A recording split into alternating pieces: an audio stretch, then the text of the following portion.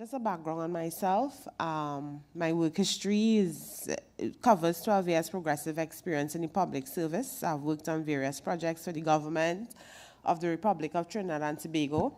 My time in the public service has taken me on several career paths: human resource management, public sector transformation, labor administration, and justice administration. Currently, I'm employed in higher education administration. My recent studies have included curriculum development for online learning, grants, and proposal writing. I have authored one book thus far, and I'm hoping to work on others. I'm also an alumni of UWI, St. Augustine, and the Institute of International Relations. My presentation this afternoon stems from my literature review for my thesis proposal, which I've subtitled Recapturing the Legacy of Sir William Arthur Lewis as a Contested Paradigm for Economic Growth. Okay, let me just move to the next slide. Okay, so I will start by saying what my paper this afternoon seeks to highlight, which are some of the contributions of Sir Lewis's work in the area of economic growth and development in the Caribbean. I will briefly touch on the critiques of his work, as his work plays an important part in the history of economic development in the region, in assisting us to understand the contemporary realities of the region and as a backdrop for understanding the volatility of the international political economy. Lewis's contributions and policy recommendations remain as a guide for lessons for future decision makers of Caribbean governments, economists, policy makers, academics, and institutions. In celebration of a scholar and brother of the soil, it is pleasing to note that Sir Lewis's work was grounded in rigorous academic inquiry, not for the sake of academic history, not for the sake of academic curiosity, but for its application to the challenges and realities of the Caribbean people. Arthur Lewis's seminal 1954 paper appeared and contested the then models of economic growth.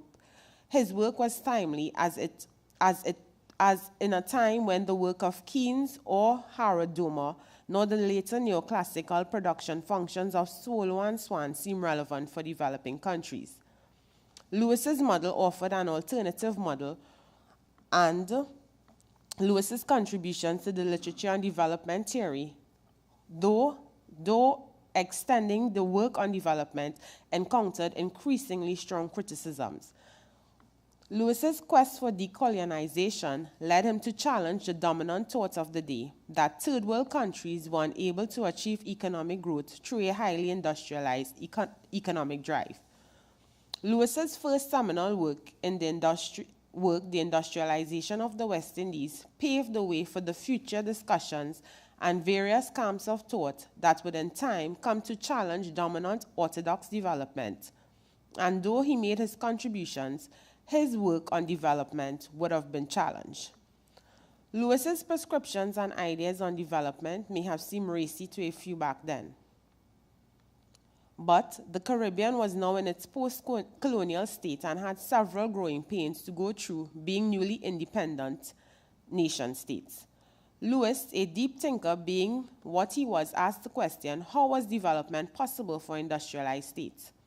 Out of his intellectual curiosity arose Lewis's model for regional growth, industrialization by invitation. Lewis's work was welcomed by Caribbean governments and was received with a high degree of optimism about its ability to assist in the economic growth of the region, seeing that the macroeconomic policies of the day needed to reflect that government was indeed capable of achieving low unemployment, growth and expansion of underdeveloped sectors, and the overall accomplishment of exploiting hidden or latent opportunities. Lewis's work, The Industrialization of the West Indies, 1950, and Economic Development with Unlimited Supplies of Labor, 1954, proposed a dual-track approach towards a small but expanding industrial sector that would be paying modest wages, while simultaneously there would be a drive to promote a large agricultural sector paying subsistent wages. Lewis assumed by keeping wages constant, the industrial sector would grow, Surpluses would be reinvested and excess labor would be soaked up from the agricultural sector. Moreover, this would steadily but slowly improve living and economic standards, rising and both the employment and food needs of the Caribbean's growing populations. Further, since the Caribbean islands were short on capital and entrepreneurship, they would have to invite foreign investment through incentives and concessions. Because of their small size, they would have to manufacture on a regional basis with production geared towards export markets. In some ways, it is still the model that underlies West Indian economic policy today. His work on the principles of economic planning was followed by the theory of economic growth 1955, which made him the father of the sub-branch of economics, development economics. His work, insights, and prognostications was well sought after by many governments and international organizations. His recommendations on growth and development were welcomed by Caribbean governments. Lewis's model, industrialization by invitation, over the not so vast expanse of time, would be re-examined. Lewis's model from the point of his assumptions and the workings of the model and its challenges.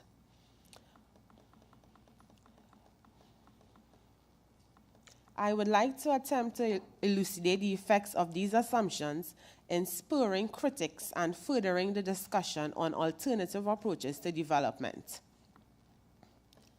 Lewis's first assumption was seen in his underlying hopefulness that Operation Bootstrap could be a replicable model to fit the realities of the Caribbean region.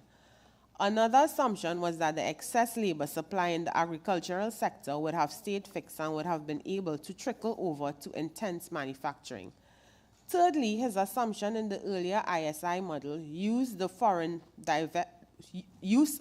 direct investment for capital formation and the incentives of FDI liberalization had the potential to open markets in foreign economies for goods from the region. This, in essence, led to contested views on the effects of capital flight and capital movement on hosting Caribbean states, and the planned or unplanned effects exits of this would have had on the economy and its labor market. It is good to note that Lewis himself in the 1980s re-examined his own work, listing the errors of omission and commission. He stated that the region had failed to attain the balance between industry and agriculture. He discussed that the lack of food security and the deficit would mean that there was a significant or large section of the population that was without, leading to the importation of food, which in turn, simply put, puts a strain to him on the balance of payments. He spoke on the issue as well of overpopulation. He found that overpopulation, if captured earlier, would have been able to help with the growth rate output per person, which would then, when it's in its overpopulation state, reduces the savings ratio and the capital through the provision of housing. This, in effect, widens the gap of income per head between industrialized states and underdeveloped states.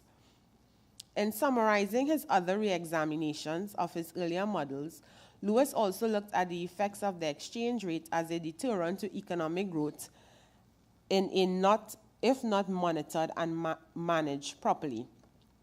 Lewis's fourth re-examination of his model leads up to this discussion on the moral aspect of development.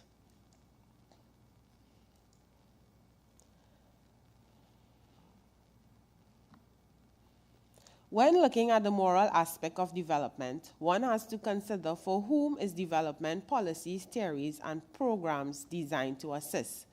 To me, one of the most saluted re-examinations of the theory is found in Lewis's rethinking on the plight of the poor. Post-ISI, he succeeded to the fact that we had failed to do enough to improve the condition of the poor. He found that though it is known pretty well what should be done to eliminate absolute poverty, it is also difficult to do so with political will when one considers the political will of governments to proceed in a manner that is not programmatic.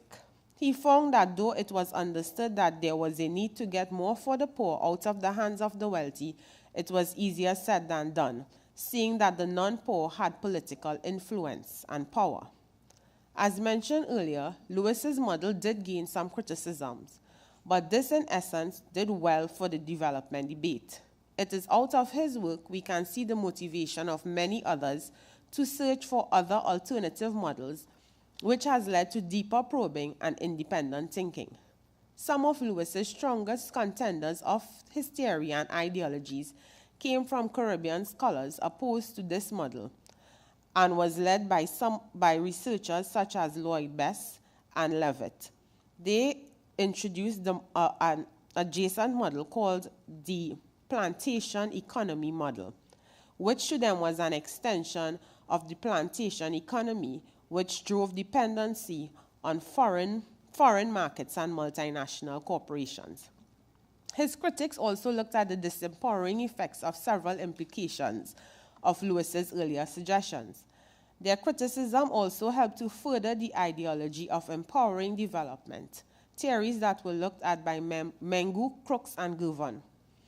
It would be remiss too to not mention that Lewis in his later work did address empowerment when focusing on education of blacks, rising upward through social mobility and the political will of governments. From contestations of Lewis' work, we now see that a Caribbean political economy conceptual framework was being formed, a lens through which issues and Caribbean realities could be viewed.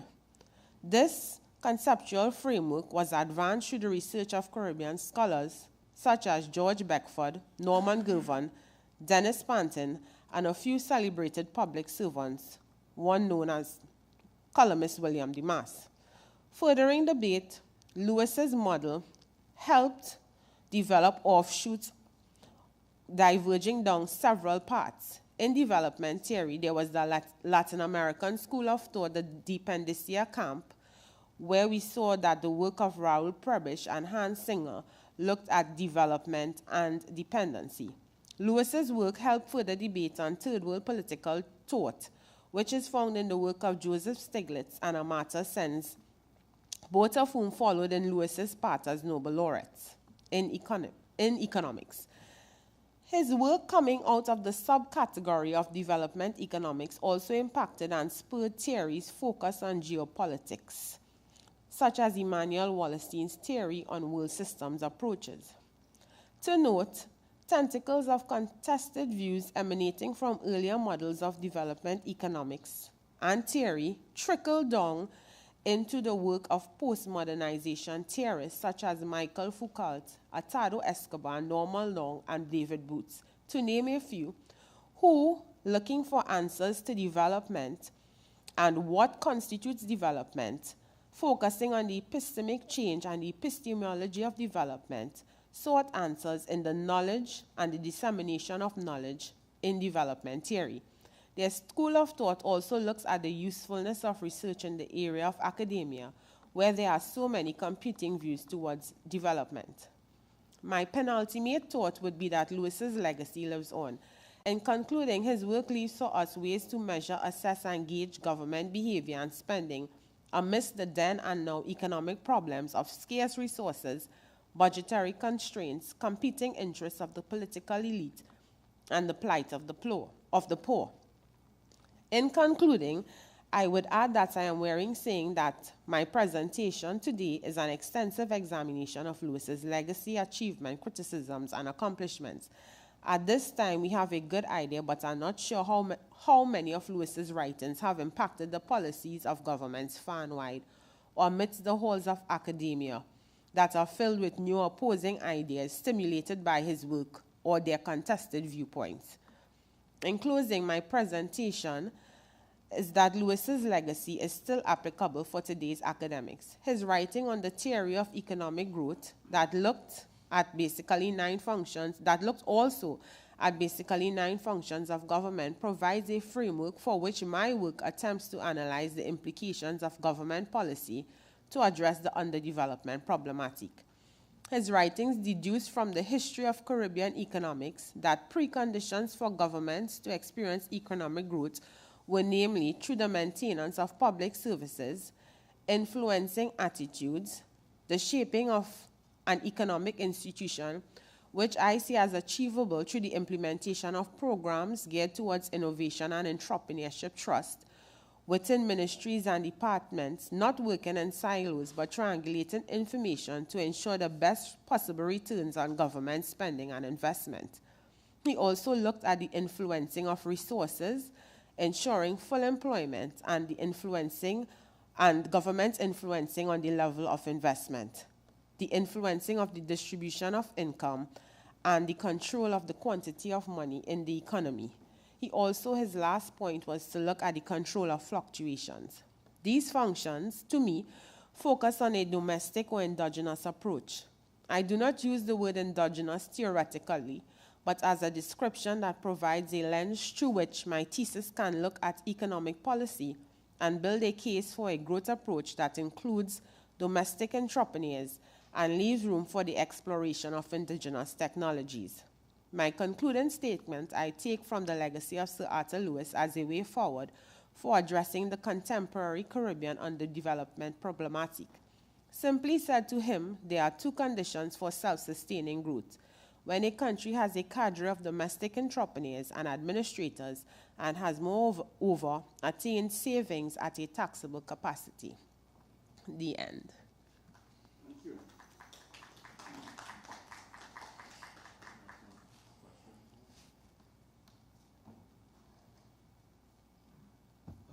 Thank you, Crystal, for your presentation. And to be as well clear, it's clear that you've done quite a bit of work on it. But you talked a little bit about it coming down to the end. But I just really wanted to get a sense as to the motivation for the particular study and the sort of your own thinking behind what you hope to accomplish with, of course, going through a guided process. My motivation for this study lies in the fact that it seems that no one government and policy has been able to adequately address the problems associated with underdevelopment, in so much that many countries resort to loans from the IMF and the World Bank, which has led to issues of structural adjustment programs. However, looking at an approach from within, one would hope that entrepreneurship and stimulating countrymen to research and look at ways forward would be a great trust in the right direction for Caribbean governments, seeing that previous models and prescribed models of development did not deliver adequately on what was promised. Also, my motivation comes from seeing hands-on to the impact of business incubators in Trinidad and Tobago through my work at the Ministry of Labor, where there has been an attempt to stimulate this sort of thinking among nationals. To a great extent, it has not pushed the way it was supposed to, but I believe if academic research and models are developed to incorporate this way of thinking, it may be possible that the Caribbean can see greater economic growth amidst nations that have invested a lot in their technological drive, their innovations, their indigenous innovations, and not so much looking towards, attracting outside help. I hope that answers it.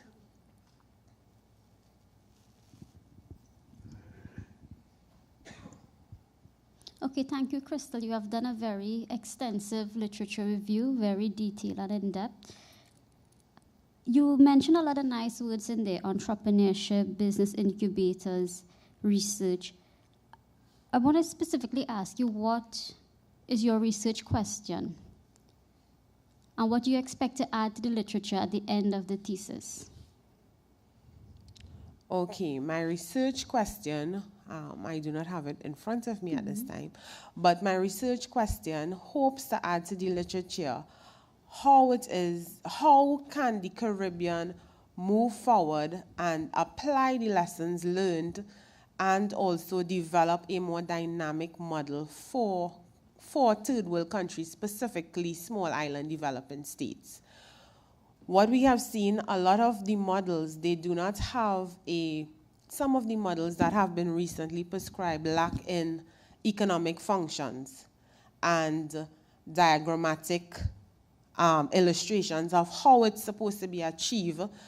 In so doing, it becomes very qualitative, and it's very, other than what we see happening in society, it is very hard at times to quantify the effects of such models. Some aspects of it are quantifiable and some are not. I'm hoping that my research could take me towards a direction where I can develop a model or a function to deal specifically with innovation and entrepreneurship. Have you given any thought as to how you are going to go about the process, quantitatively, qualitatively, mixed methods, your data collection procedures? Have you started to think about these issues going forward? Yes, I have a bit. I intend to use a mixed method approach. I also plan to do a cross-country analysis of some of the previous policies and the implications. I highlighted that I would like to look at 3 Caribbean countries, Trinidad and Tobago, Barbados, and Jamaica. And I plan to look at them from the standpoint of where we are. Well, I really wouldn't want to rehash over and over what has not worked, but where we are and how we can go forward.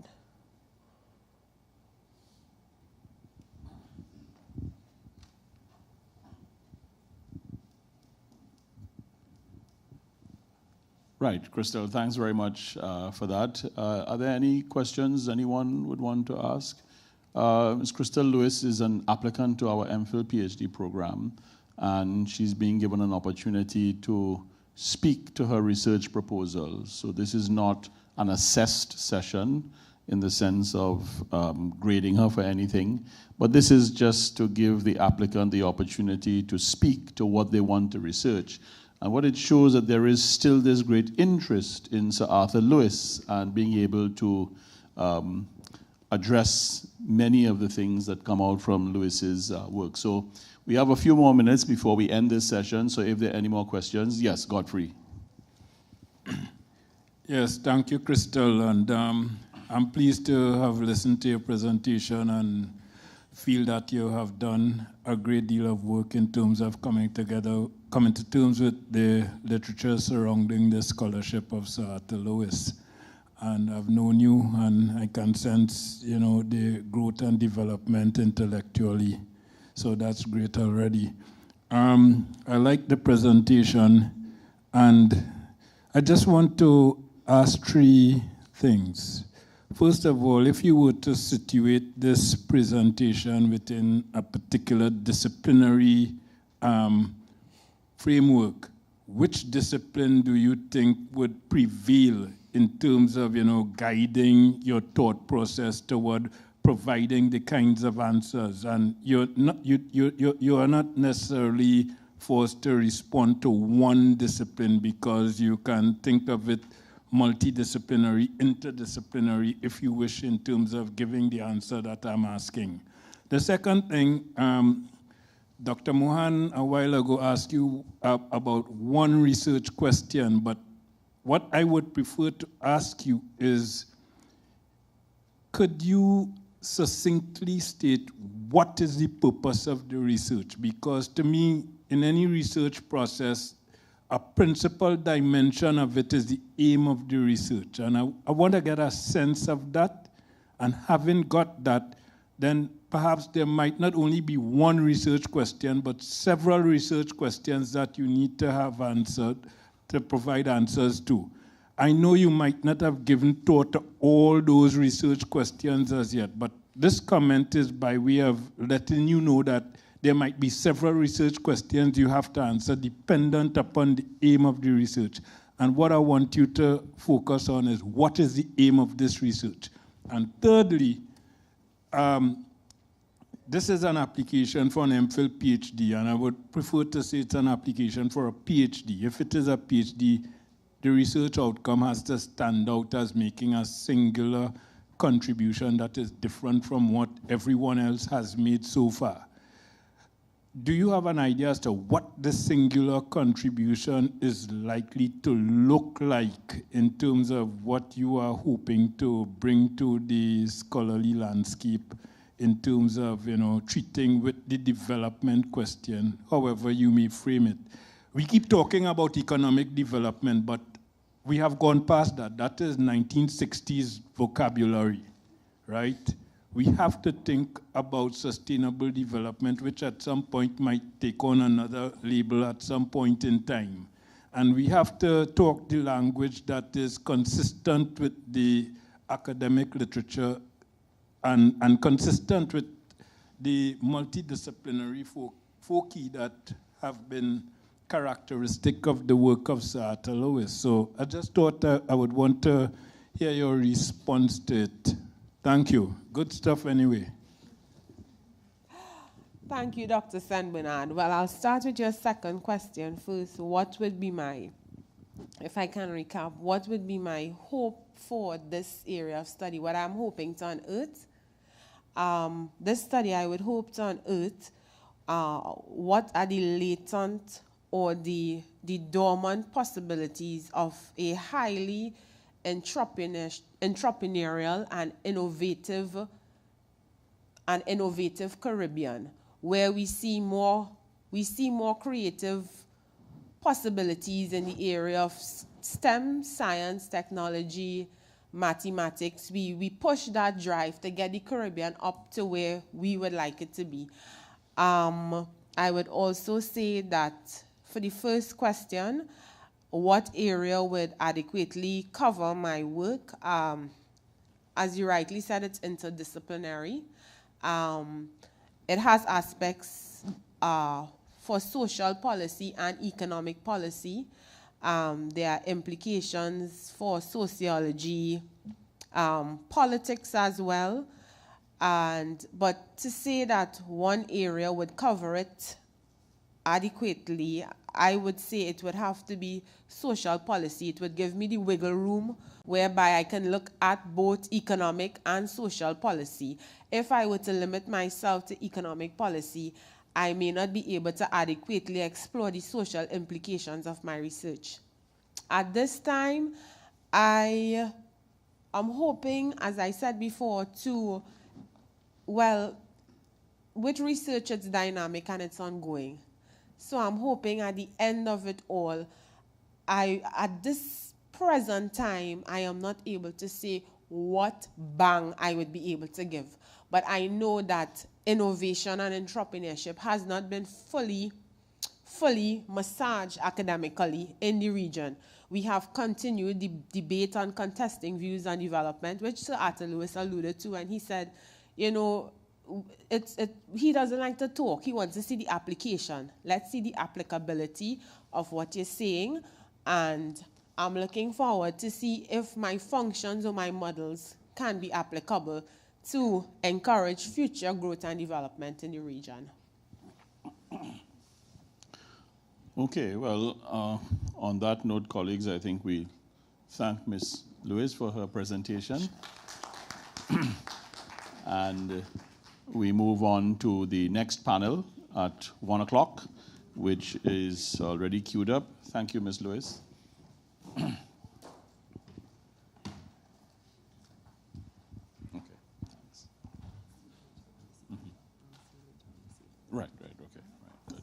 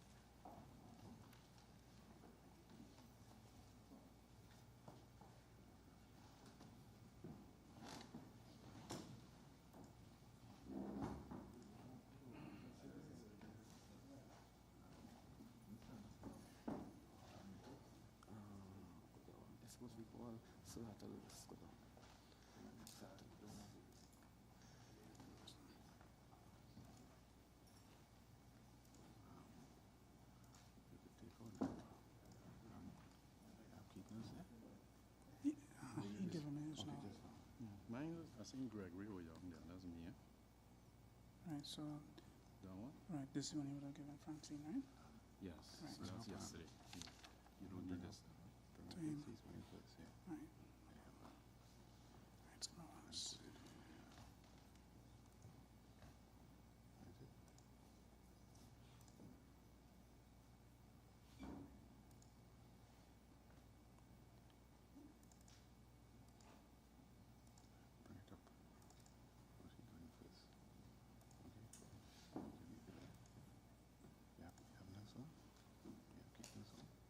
He giving me his now.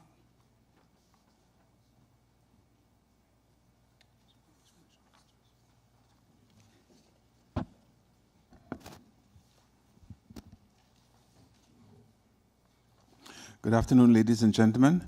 Welcome to the second panel in this symposium honoring the life and contributions of Sir Arthur Lewis.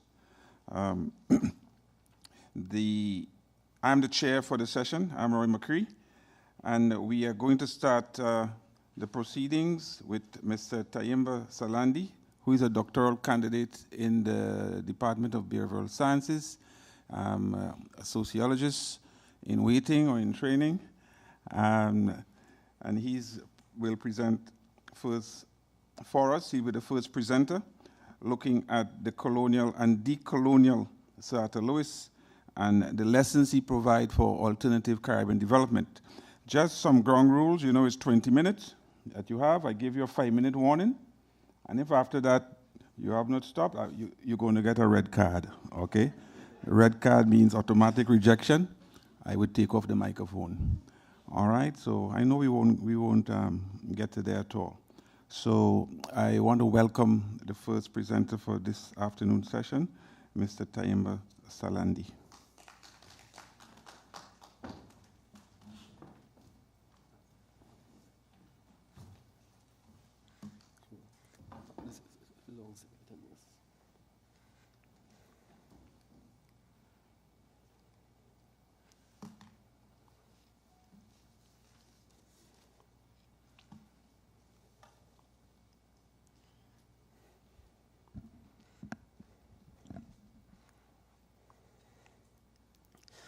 Good afternoon, all. The most important way that we could celebrate the life of someone is to remember properly their context and learn from the lessons of their life. Sir Arthur Lewis was a very contested figure. He won the Nobel Prize in 1979, and he is widely seen as the father of development economics. Yet at the same time, he has been criticized, especially by New World thinkers, for his Eurocentric epistemology. So despite this criticism, we have several writers, including Tennyson Joseph and Norman Girvan, who have attempted to rescue his image and to properly explain the context in which he was writing. Now, this is a very delicate task, because Sir Arthur Lewis was born in 1915, and it is very easy for us to look back and criticize his work. But in many ways, he was a man of his times.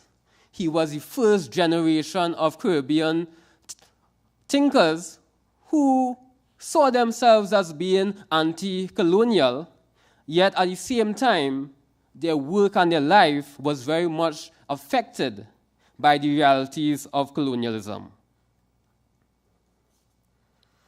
I will skip the contextual and background part of the presentation.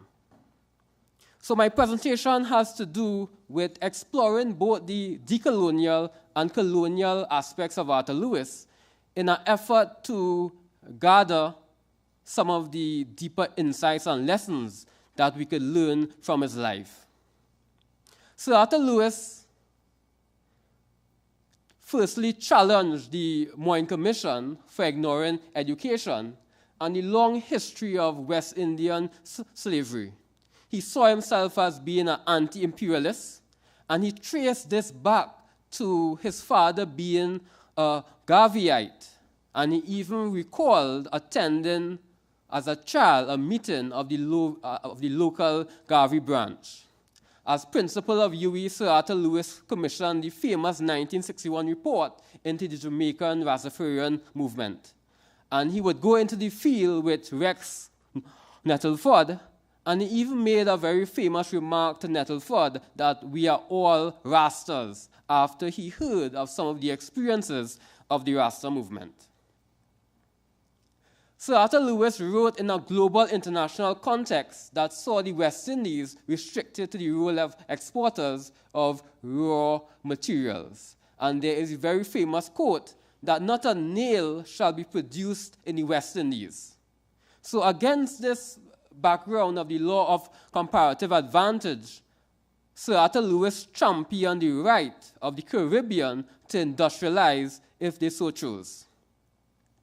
And his way of doing this was to advocate for export-led, natural resource-based industrialization, where Caribbean countries were expected to enact fiscal incentives to encourage foreign and local capitalists to establish industrial plants.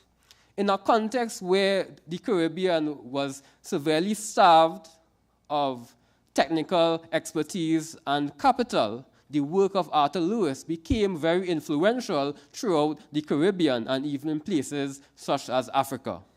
And his work has become the cornerstone of a lot of modern Caribbean development paradigms. Most importantly, Sir Arthur Lewis was a proponent of regional integration, and this is manifested strongly in his article, The Agony of the Eight. He was also an advisor to Kwame Nkrumah and the first independent government of Ghana. So we have Arthur Lewis as a person who saw himself as being a strong Caribbean person, as being an anti-imperialist, as challenging certain notions of classical economic thought. Yet at the same time, New World thinkers asserted the view that Arthur Lewis was a black Englishman. And Lloyd Best, most notably, explained that in terms of Arthur Lewis most strongly being of a Eurocentric epistemology. And this manifests itself in his notion of conquest by emulation. And one of the scholars who attempts to rescue the image of Arthur Lewis, which is Tennyson Joseph from St. Lucia, he says that central to Lewis's notion is that West Indian development can most easily take place through emulating the most economically advanced sections of the globe.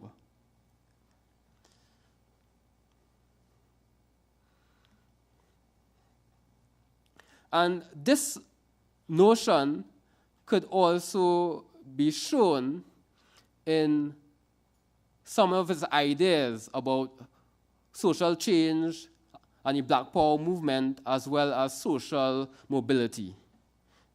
Sir Arthur Lewis was a person of the establishment, in that he saw the way out of many of the social problems as simply being that of mobility, in that those who were disadvantaged could simply work hard and enter the top jobs and thus become top members of the establishment. And this is problematic in one sense because simple social mobility doesn't change the deep inequality that pervades post-independent societies.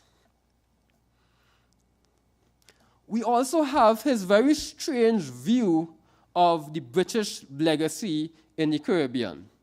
In the times of the Moyne Report, Arthur Lewis has criticized the Moyne Report as neglecting the history of British slavery in the Caribbean.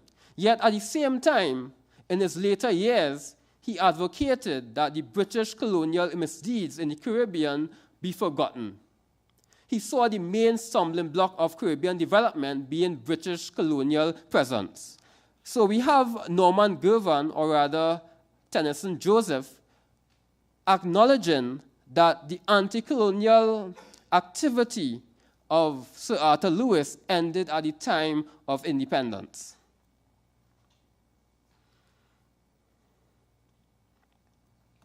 And I just want to make some analysis of the relevance of his point of urging Caribbean people to forget the misdeeds of the British in the Caribbean.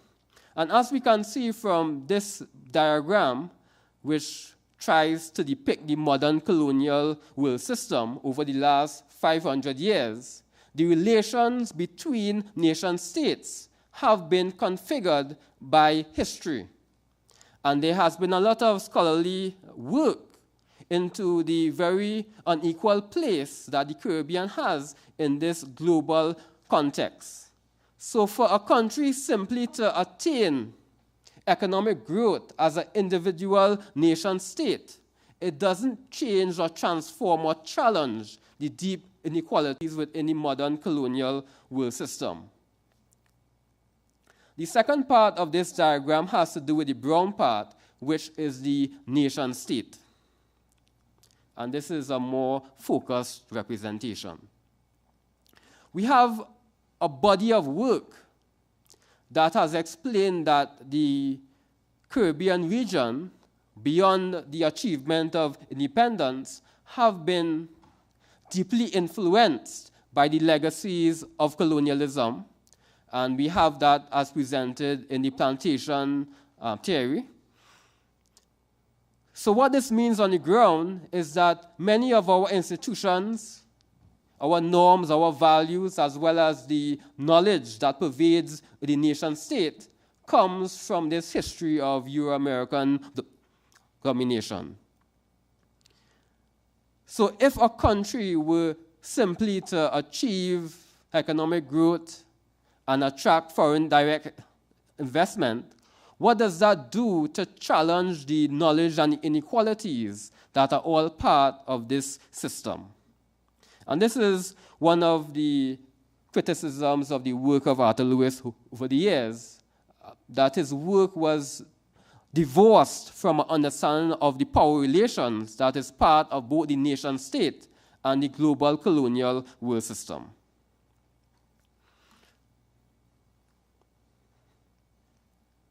And this criticism comes forward in the work of Hitson, who makes the analysis of a special type of class attitude that came from Lewis, in that he argued that the educated middle class alone had the necessary skill to organize and run the post-colonial system.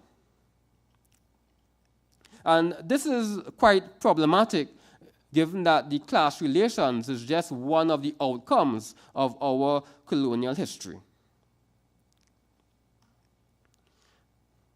So what are the lessons that we can learn from the life and times of Sir Arthur Lewis? One of the first ones is that it's deeply flawed to define development mainly in terms of economic growth or industrial activity. All across the Caribbean, both internationalist and local capitalist activity has not led to the transformation that was hoped. So we have the idea that industrial activity is insufficient to overturn the plantation complex, as well as confront the many of the challenges that face the Caribbean. And in terms of challenges, we could look across the Caribbean and we could understand that the Caribbean is faced with deep environmental damage that the industrial sort of attitude has not taken into consideration. Many of our institutions are not run on merit, and there is a deep experience of class, race, color, and gender discrimination that has all been part of our failure to address specifics of our history. We also have the idea that the problem cannot be the cure. So if the analysis is that international capital, as well as the Caribbean's subservient integration into the global world system has brought about certain problems, then the solution to that cannot simply be more foreign capital. And this has been one of the sustained critiques of the work of Sir Arthur Lewis. We also have as one of the most important lessons that Caribbean governments and leaders have not learned from history. Many of the present development plans still reflect a disconnect from this history.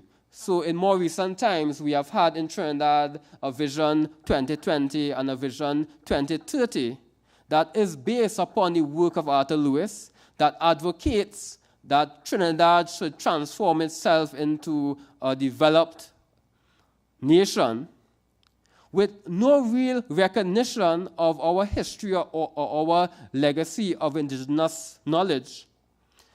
So in certain Caribbean countries, we have the attitude or the idea that this country is the US of the Caribbean, or this country is Little England. That really shows that we have much more work to do to properly construct our development path according to our own image and likeness. We also have a very curious relationship of academics to indigenous knowledge. Despite the presence of a very diverse array of knowledge that could be drawn upon for our own plans and benefit, it is much more feasible and easy for Caribbean leaders and Caribbean institutions to turn instead to metropolitan knowledge as a means to inform development plans. And sometimes I wonder if it is that Sir Arthur Lewis was not awarded a Nobel Prize, if it is that we would value him and see him in the same way, given the overwhelming tendency only for us to see persons when they have been validated by external institutions. And I say that with the knowledge that we have a range of indigenous thinkers who have not been validated by external awards and institutions that have important things or who have important things to contribute to our development paradigm, yet at the same time, they have been sidelined in the mainstream. Okay.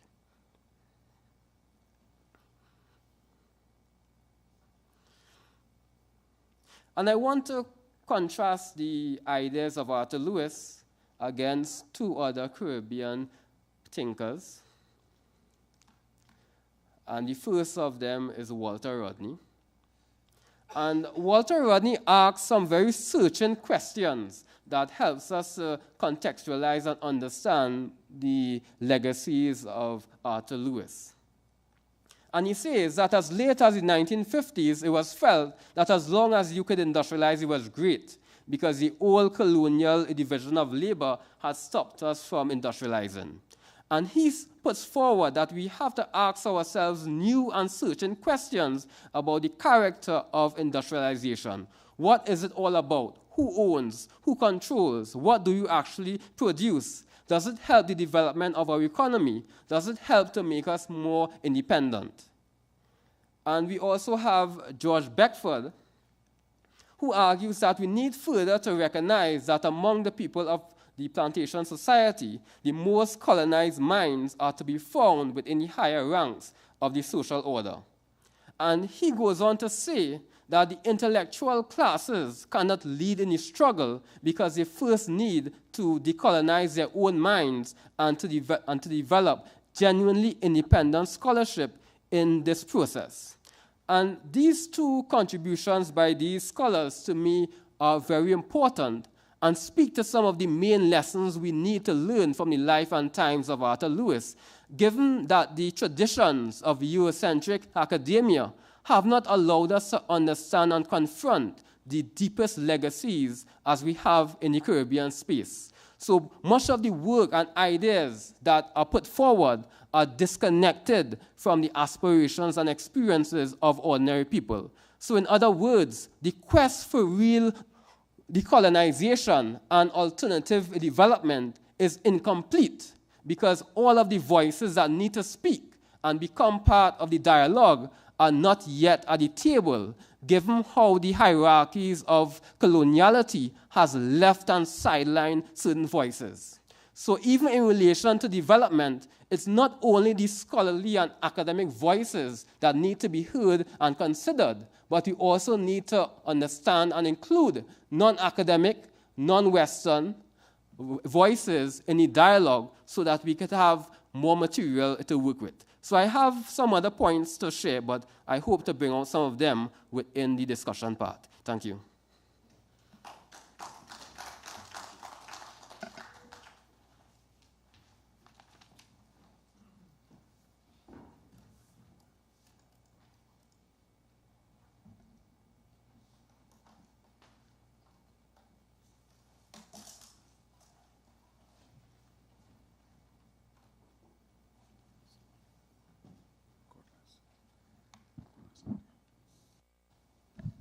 Okay, thank you very much, Tayimba, for that stimulating and critical discussion on Lewis, continuing in the mode of the earlier panel this morning. Our next presenter is Dr. Keith Nurse. Keith is a former faculty member of the Institute of International Relations at St. Augustine, and he is now a senior fellow at SALISES Caville, but he is also a former director of the Sir Sridhar Ramphal Center for Trade, for International Trade Law, Policy and Services at Caville. Keith is also one of the early pioneers of the study of the creative industries and its potential as a strategy for socioeconomic development. I want to welcome Keith now to the podium to make his presentation in relation to the work of Sir Arthur Lewis. Thank you. Thank you very much, Roy. Thanks very much to Hamid and staff at SALISES St. Augustine Campus for inviting me to participate in this conference. When I saw the call for papers, I jumped at the opportunity to make my contribution. I have decided to look at the issue of migration, which is not one of the major topics that is grappled with in the work of Lewis. There are snippets of it, but if you watch television or watch the news these days, you would recognize how important migration is in the global political economy. And so I wanted to maybe share some of Lewis's insights for contemporary development. So how does this work? Click on this.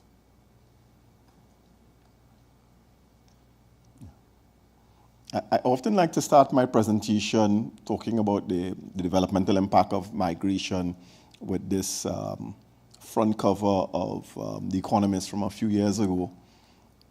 And it's entitled The Magic of Diasporas. Immigrant networks are a rare, bright spark in the world economy. Rich countries should welcome them. Well, I don't know if The Economist would even dare to publish something like this currently, because in the current environment, immigrants are largely viewed as a threat in certain nation states, United States, for example. But it's also that it is immigration that was the key issue in the Brexit referendum in the UK. It's quite ironic. given the importance of immigration and migration generally to the global economy. In fact, I did a degree in economics, and I studied international relations and so on. By and large, migration is largely excluded from the literature that is taught in economics departments in multiple locations, because I've experienced it in multiple locations, and definitely even in schools of international relations. But I just want to quickly go through some of the contemporary data, and then I'll flip to Lois.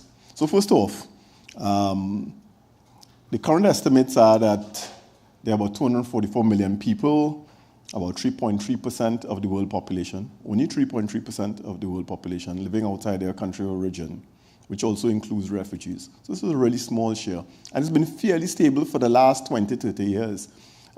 It's been hovering somewhere between 2.3% and maximum 3.3%. So 2015 represents a peak relatively in the last few years, but it's only a 1% difference from almost 2 or 3 decades ago. What's also important to note is that countries of the North are not the major recipients of migrants, at least in the current phase. It's south-south migration is the biggest flow. And since 2012, 2013, south-south migration has outpaced south-north migration, which is what gets most of the general commentary. What doesn't get mentioned at all is what we call north-north migration. And north-north migration, as you can see, is very significant. And then there's migration from the north to the south. Ooh, what's that? What's also important to note in the last several decades is the rise of female migration, or what we call the feminization of migration.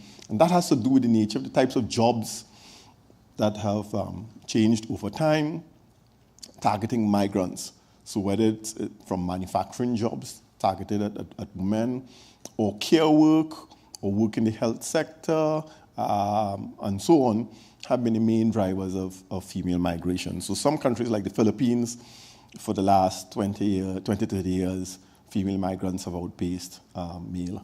And in some Caribbean countries, Dominican Republic and a few others, female migrants outnumber. The refugee population as a share of total migrants is only 8%. So again, although the discourse that we hear on television and in the news talks a lot about refugees, although a rising component of migrants, is still only 8%. What we do know, though, is that migrants tend to be subject to a high level of xenophobia and social marginalization, and so are amongst the most vulnerable social groups globally. And in fact, if you look at the Sustainable Development Goals, the issue of migration is raised in several locations. I didn't include the references for that in this presentation. I'm on one of the UN development committees, and we are looking at migration and the issue of leaving no one behind. But what is driving all of this? The key driver of the international labor migration process can really be categorized into two areas. One is the widening socioeconomic polarization in global economy between the North and the South. And what we mean here is that increasingly, even countries that were once considered the South, that are middle income or high to middle income countries, are net recipients of migrants. And so that's the key driver. In fact, middle income people are the largest group of migrants. It's not the poor and the working class, compared to what some politicians think. Right? But then there's a demographic polarization associated with this process. Last time I made a presentation on migration on this campus, I had the benefit of having my colleague from SALISES do a presentation on demography, which he did again this morning. And so I didn't have to go through all the details. But in effect, if you look at the situation in most of the so-called developed North economies, as well as some of the high-income, middle-income countries, you have a relative aging of the population. And so that's also happening in the Caribbean. And in effect, there's a looming generational crisis. And so the issue of replacement labor and labor migration becomes ever more critical. So, in fact, if you look at what's happening in the Caribbean, I've just come back from Guyana, but if you look at Guyana and Suriname, there's incursion of large populations coming in from Brazil, from Venezuela. Same thing is happening here in Trinidad. We're not quite sure what the numbers are of Venezuelans in Trinidad, but the numbers have gone from something 25,000 to 50,000 to 50,000 to 100,000, it depends. It's probably somewhere between 25 and 50,000 in the last few years. Migration has made a significant contribution to poverty reduction, trade, and economic development in many countries, not only in the contemporary context, but historically, and I'll show that in a few minutes. So, for example, diasporic flows associated with the migration economy have outplaced and supplanted traditional sources of foreign exchange or external financing. So, for example, foreign direct investment to the developing world has been surpassed by remittances. And that's just remittances. Remittances is only the tip of the iceberg of the diasporic flows. It's at least 3 times larger than aid or ODA, and definitely significantly larger than development financing. And it's important to note that remittances and other forms of diasporic flows are not just used for pure consumption by migrants. Countries that are major recipients of remittances are using it to collateralize debt. They're using it to deal with import coverage through securitizing remittances. But also remittances are being increasingly used for entrepreneurship and investment and so on. However, migration is not an unqualified success. It brings challenges and opportunities for both the sending and receiving countries. So, for example, for small countries like the Caribbean, we have some of the highest immigration rates in the world. We also have some of the highest brain drain rates in the world. So, as I indicated, I just came back from Guyana. Guyana has brain drain rates somewhere between 80 to 90%. So 80 to 90% of the tertiary educated population have migrated. In fact, I had a meeting at the University of Guyana in the last few days, and that's one of the critical things that they're hoping to deal with. So, but I'm using this quotation because I want to use this as a jump off point into dealing with Lewis. And this is a really interesting comment. It says, despite the disproportionate attention that has been given to immigration pressures on the United States and other OECD countries, there have been other major migration streams around the world. It will not take economic historians by surprise. After all, even those 50 million Europeans left home before 1914. I'm sorry, let me read it again. After all, when those 50 million Europeans left home before 1914, there were at the same time far more than 50 million who left China and India for jobs elsewhere in the periphery. South-South migration is not new, it's just ignored by economists. So, 2 things. The rate of global migration today, or in the last 50 years or so, does not match the level of migration in the 19th century. The level of migration in the 19th century was of a higher order relative to the size of the global economy than currently today. So that's the first point. And the second point is, as the author indicates, South-South migration was also quite significant. In fact, South-South migration was bigger in the 19th century than migration from the north to the south or from the north to the north. Now, of the economic historians or economists that I know, the only one who grapples with this is Lewis. So I want to talk a little bit about that now.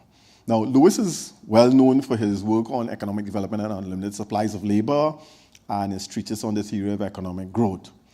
In these works, Lewis really cements the idea of a dual economy model and explained that labor migration from subsistence sector to wage employment in the capitalist sector as a critical element of the modern economy.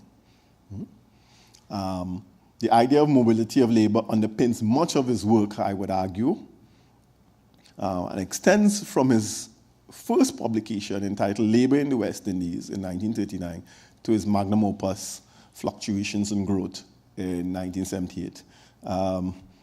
I never knew about fluctuations and growth until I was working on my PhD, and I went into the library, main library, and was walking through the shelves. I think there's still a usefulness for going to the library. Sometimes you find something that you didn't know about. So I was never taught about fluctuations and growth. I mean, I did my undergraduate degree in Canada, and I did my postgrad here at UWI. And all the critics that Tayemba referred to, who I'd read, never referred to fluctuations and growth. If you want to understand Lewis, I would argue that you need to read Fluctuations and Growth, because this is where the economic theoretician meets the economic historian, and his work is actually quite fabulous. So, for example, Gustav Ranes in 2004 argues that the notion of dualism, especially that focused on the labor market dimension, rural and urban, continues to offer a theoretically valid, empirically relevant, and practically useful framework for dealing with some of the fundamental real-world issues of development. Now, the way I use Lewis' work and his notion of dualism is not just at the level of the nation state. He views dualism as a global dimension. So, and if you read his work, particularly Growth and Fluctuations, he talks about the dualism between the core countries and the periphery. And so the migration or the movement of labor between those two locations is a critical element of his perspective. It's largely underrepresented in the works that have, or the commentators who have looked at Lewis's work. But when you look, for example, at Growth and Fluctuations, he gives details about the flow of labor between the period 1875 and 1915. And I'm arguing that this period mirrors the current context in many respects. So, for example, he says that the two main flows of labor migration, one was from Europe, mainly to temperate settlements. Between 1871 and 1915, 36 million people migrated from Europe. 2/3 of them went to the United States, including Norwegians. Yeah. So, but they went and then the rest, the other third, went primarily to Canada, Australia, Argentina, and Brazil. In fact, including a lot of Germans. I made a presentation on migration a few months ago in Germany. And to the surprise of many of the people in the audience, I quoted the data on the number of Germans that migrated to the New World. In fact, Germans are the largest immigrant group in the United States. People with a German heritage, including Trump, is the largest immigrant group in the United States. The next major group of migration flows that Lewis refers to is from Asia, mainly to tropical countries, what he would refer to as South-South migration. Between 1880 and 1922, the number of Chinese living abroad grew from 3 to 8 million, mostly in Asia. And between 1871 and 1950, the number of Indian immigrants was 15.8 million, of which 11.7 million returned to India. And the main destination countries were South Asia, West Indies, Mauritius, Africa, Australia, and Fiji. The movement of Europeans in the country of the temperate was outstripped by the movement of Chinese and Indians into tropical countries. So in the late 19th century, Europeans weren't the biggest movers. It was Indians and Chinese. And he argues that China and India were overpopulated. And that as a result, so it comes back to his notion of unlimited supplies of labor. He does argue that the timing and the volume has to do with push and pull factors. So the main push factors are, of course, underemployment at home, job opportunities abroad. He also makes the point, though, there are other key factors, and that the Great Depression of the 1890s was a key trigger for people migrating, and that when economic conditions are difficult, that's when people migrate. All of this is fairly well accepted in the literature and so on. But it's an interesting quotation. Now, let me get to this one. Because someone mentioned or talked about the Malthusian framework. He says that the idea that people should immigrate was popular in Europe in the 19th century, mainly because of the Malthusian scare. It was also popular in those temperate receiving countries where there was still plenty of land suitable for agriculture or livestock farming. In many cases, the land was sparsely occupied by native peoples, Indians in the Americas, Aboriginals in Australia, African tribes. There was no hesitation in making war on these peoples, killing them off or confining them to reservations so that large acreages could pass into European farming. Now, when you read this part of the work and several other parts of Growth of Fluctuations, it actually mirrors some of the arguments of the plantation economy model. So, for example, Lewis is really making an important distinction between the different kinds of colonies. So, in the plantation economy model is a notion that there are colonies of settlement and then there are colonies of exploitation. So, in the colonies of settlement, Europeans migrated, set up operations, and built industries. In colonies of exploitation, like in the Caribbean, what was done was either absently landholder type activities or the extraction of resources back home. So in that respect, Lewis's work very much mirrors that of the plantation economy. Maybe by 1978 he had gotten taken on board the criticisms of the plantation economy model and so on. But if you look at European development, there's some important data that we need I want to share with you quickly. It's estimated that European countries exported as much as 25 to 40% of their population in the 19th century. Between 1870 and 1910, immigration lowered the Irish labor force by 45%, the Italian labor force by 39%, and the Norwegian labor force by 24%.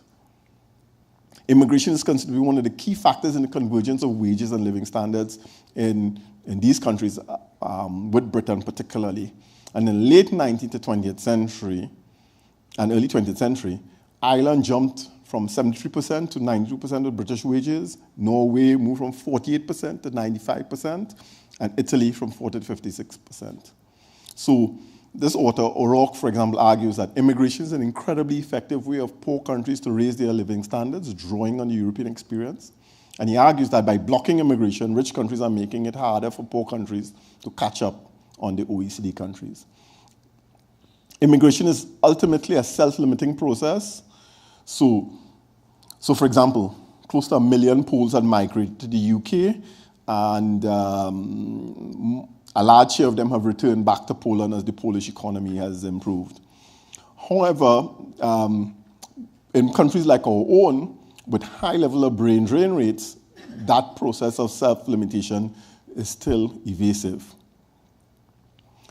He also argues here that international migration can have big effects on internal income distribution, both in the source countries and the countries of origin, which tends to generate much of the political critique. I wanted to end by referring to Lewis's work on the theory of economic growth, because it fits back into some of the presentations from this morning. He argues that immigration is linked to the theory of economic growth by the doctrine of inevitable overpopulation. And by it, he means that it's all relative. Right? So, for example, he says, immigration is not the only remedy for overpopulation, the sense of carrying a population than the domestic soil can feed. So he's really linking the size of the population relative to your capacity to feed them and provide. So it's not an absolute number when he talks about overpopulation. He says an alternative remedy is to participate in foreign trade. That's where you generate income to purchase food from abroad or to provide better for your population. So he argues developing manufacturing industries or shipping, insurance, tourism, a film industry even, or other sources of origin with which to purchase food is really the key strategy to be embodied. And so diversification is ultimately the key message from Lewis when he's talking also about the immigration factor. I wanted to end there. And what I've been doing is to catalog what are some of the key opportunities and the key challenges associated with the migration development nexus. And really, in many parts of the Caribbean, these issues are very much alive, including even things like deportation and crime, which I have as the last list. So that's my yellow card. Going on to a red card. I think I should end now before I get a red card. Thank you very much for your kind attention. Thank you very much, Keith. I may want to pose a question to you, whether the focus or the recognition of the importance of remittances to economic development or growth is an admission on the part of economists that migration, is now an important variable when examining the issues relating to development or underdevelopment. But thanks for your presentation. The next speaker is Dr. Winston Oyong. Winston is a graduate of the Institute of International Relations, and Winston is also a former student of Keith, and he also looked at creative industries, but looked particularly at the visual arts. So it's a pleasure to welcome Winston back to the academic circuit, and I now invite you to make your presentation. Thank you.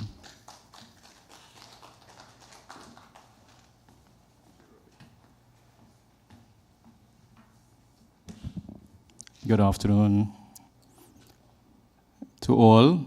Let me first of all thank SALISES, Dr. Ghani, Dr. McCree, and also Dr. St. Bernard for having suggested late last year that I perhaps should try to make an input into this today's symposium. My doctoral research, as Roy has mentioned, has been in the area of the creative industries, specifically the visual arts sectors and markets in both Jamaica and in Trinidad and Tobago.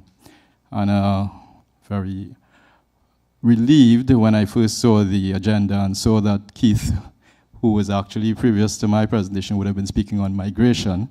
Otherwise, I'm sure that there would have been some sort of overlap in that regard. But let me say that the first point of reference in looking at the creative industries and in attempting to see or to tease out from Sir Arthur Lewis's work, what exactly could there have been any sort of conjunctures, any sort of interfaces? What struck me is that in rereading or in reading sometimes, for on the first occasion, I should say, Sir Arthur's work, it is interesting to note that his work has been critiqued, and fairly validly so, as being primarily Ricardian in conception, from the David Ricardo, that economist, the British economist who struggled the 18th, 19th century. So Eric Sinclair, I think it is, who has actually mentioned the point that Lewis has used essentially a Ricardian telescope to look at the economies in the Caribbean and wider field in the developing world. So that's the first point that an economist would say at this point. The unlimited supplies of labor, that is one of his key contributions that we all have been familiar with, and at some length we have been discussing, critiquing that today. But when we look at neoclassical economics, it is extremely silent on the whole area of creative industries, precisely because as economics students and anyone familiar with economic theory would know, taste is always assumed out of the formulae, the variables that determine the demand and whatnot. The economics of taste is, relatively speaking, something that is key, in fact, to understanding the creative and creative industries. And I mentioned just one author, David Throsby, out of Australia, who has actually been doing some work in that. And of course, that's the area in which Keith and several others have been following in terms of the Caribbean context. But no doubt about it, culture is an intrinsic element of Sir Arthur's work. A theory of economic growth, his other publications contain several references to it.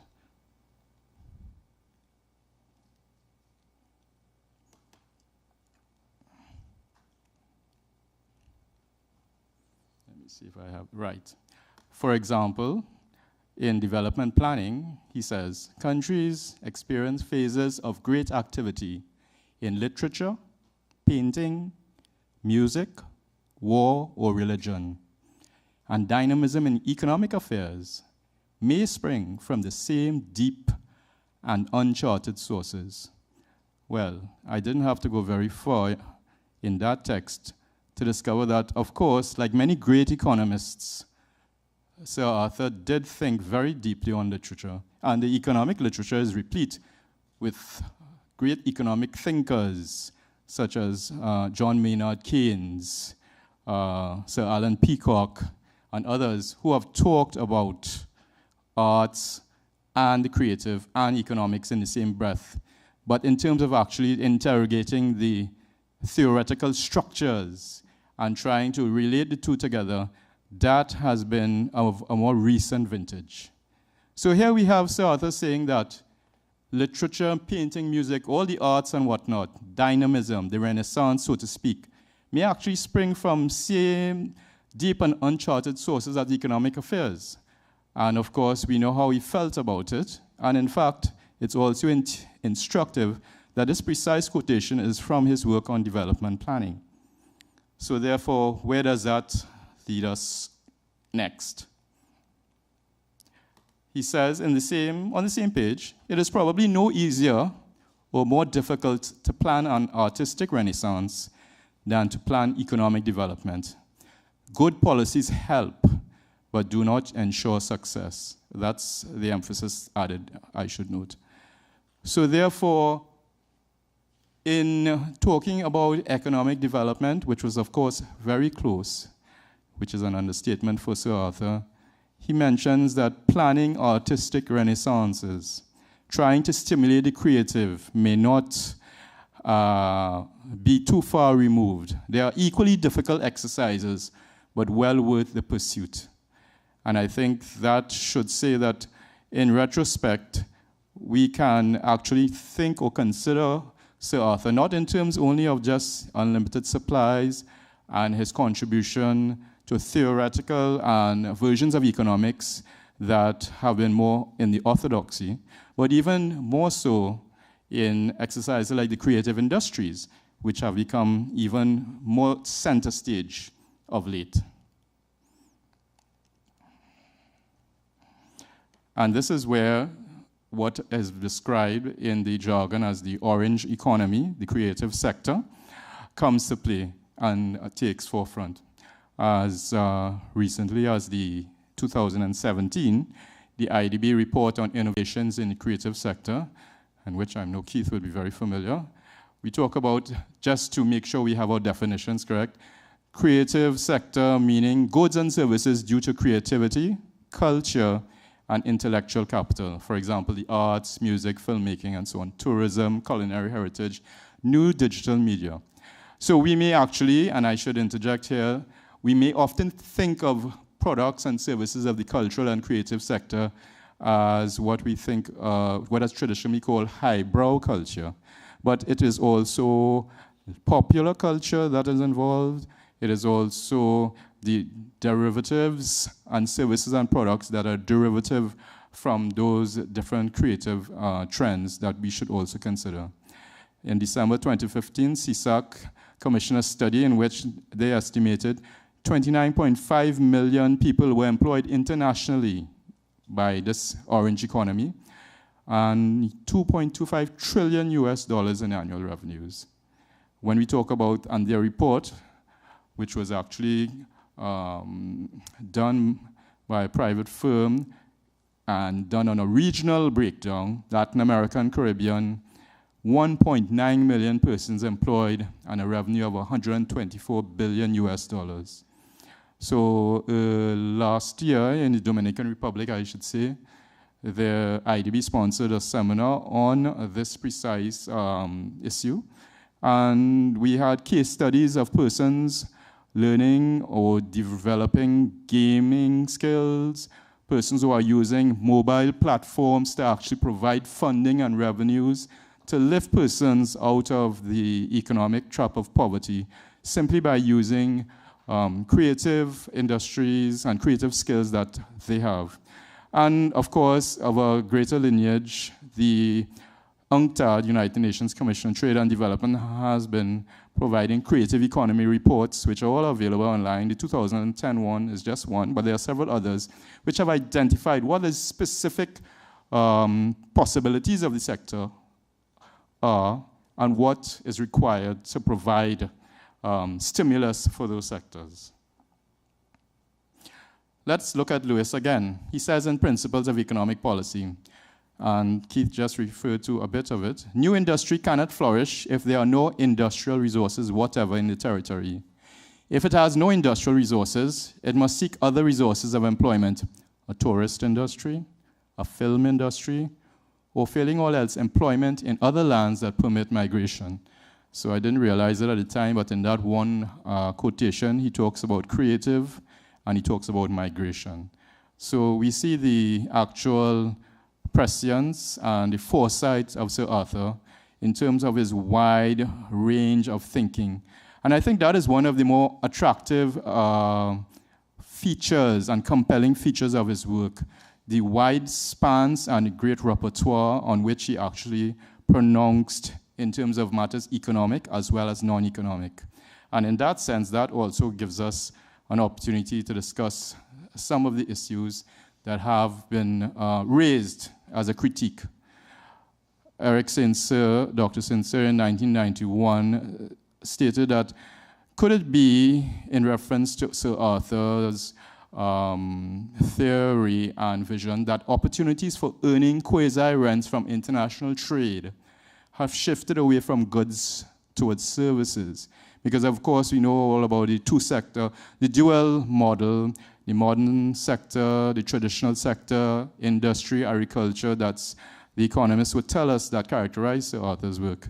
And the view has been that perhaps it may have focused too strictly on goods and less so on services, and that in fact in the late 80s, early 90s, the trend was towards services, and that perhaps our Caribbean economies had missed out on that. But here again we go to Lewis. In 1978, in the Evolution of International Economic Order, he states, the most important item on the agenda of development is to transform the food sector. We know that he was very key on that. Create agricultural surpluses to feed the urban population, and thereby create the domestic basis for industry and modern services.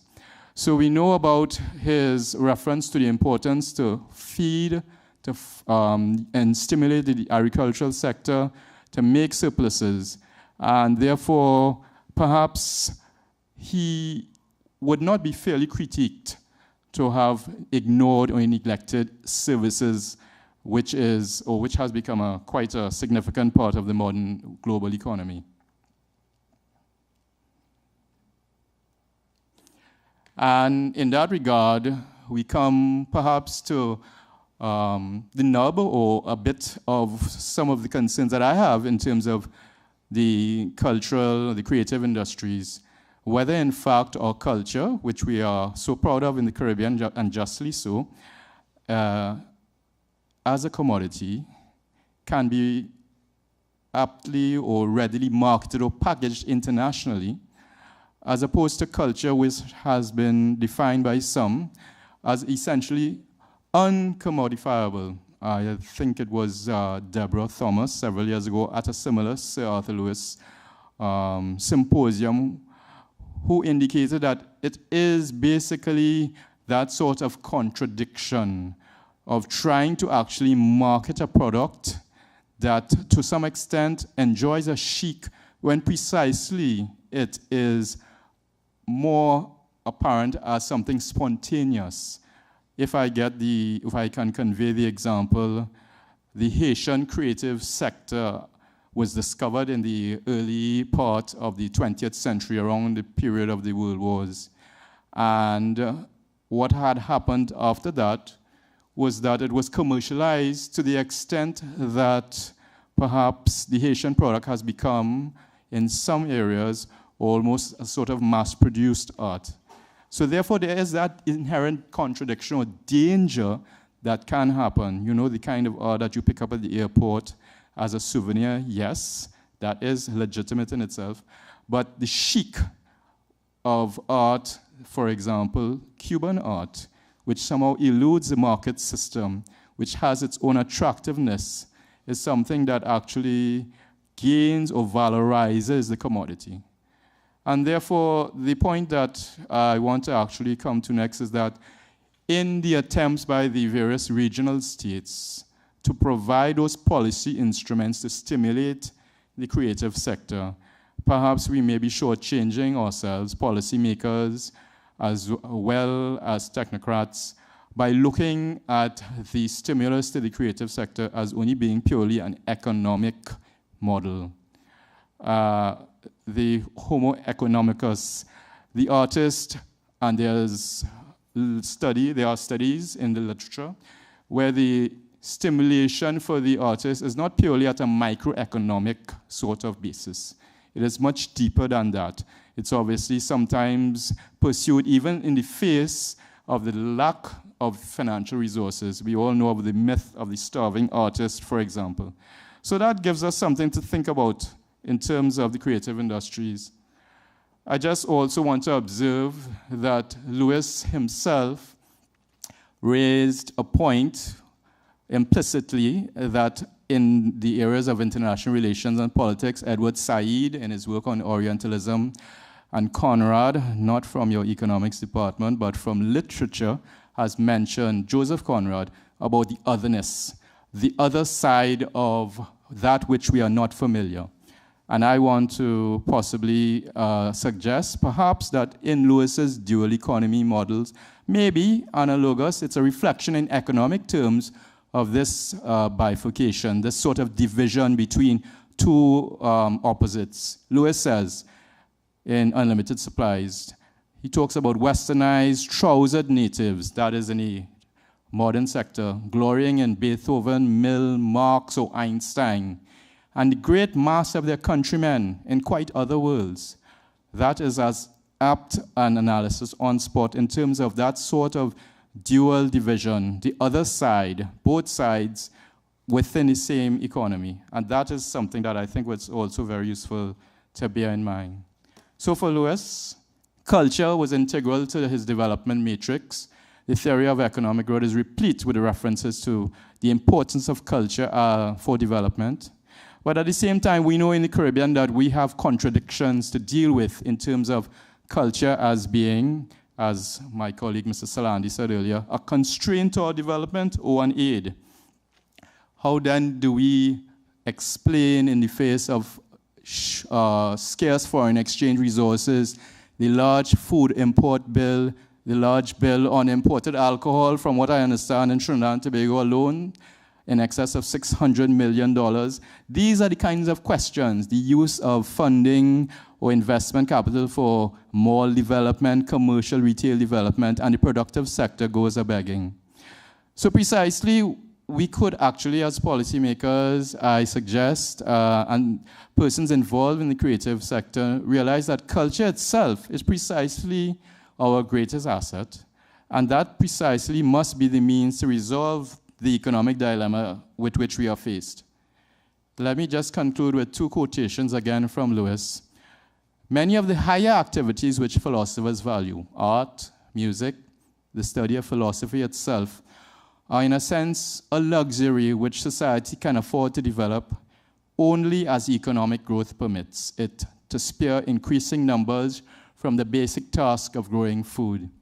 I serendipitously found this quotation after I'd finished most of the notes for this paper, and then I realized that, in fact, perhaps Sir Arthur is saying that maybe the creative industries are something that he did not specifically have in mind, but it is not fair to say that it was foreign to his analysis, and therefore the development of the agricultural sector had first, as we all know, to be developed, and then perhaps attentions could be focused on those other cultural industries. And again, in the theory of economic growth, it is true that only a relatively small surplus is needed to support the arts. and that some of the highest artistic achievements date back to societies where the masses of the people were very poor.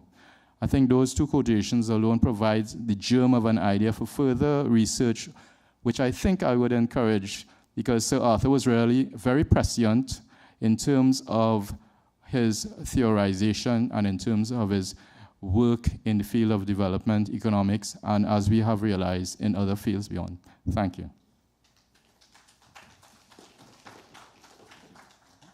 Thank you very much, Winston, and thanks again to all the panelists for their stimulating deliveries.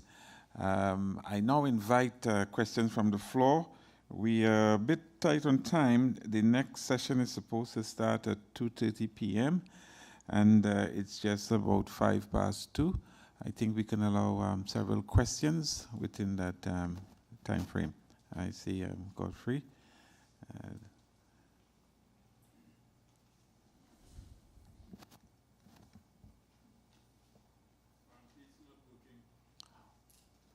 Or we could hear you on mic. They're not recording it. Are they recording? Yes. Okay.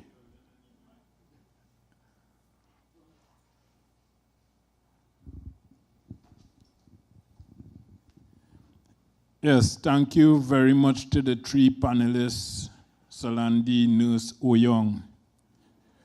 Very rich presentations, and again indicative that we do have the indigenous knowledge and scholarship to match those that prevail from the north and elsewhere where we worship scholarship and knowledge enterprise.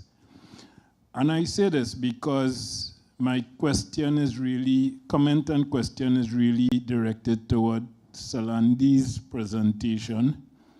And I think somewhere along the line a comment was made about that reverence for scholarship and anything that comes from the north over indigenous knowledge and indigenous scholarship. And I fully concur with that statement, if only because there is a trust in the university, and I'm talking about the University of the West Indies, to do exactly that.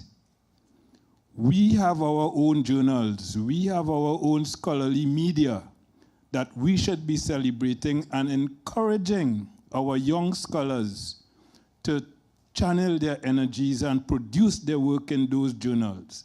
And if we are telling people that, hey, we are giving preference to international journals over our own journals and our own media, what do you expect the people that we need to be talking to think of us and to think of our scholarship if we are shooting our scholarship in the foot? So in a sense, I concur wholeheartedly with what I have been hearing from Salandi's presentation on that particular score.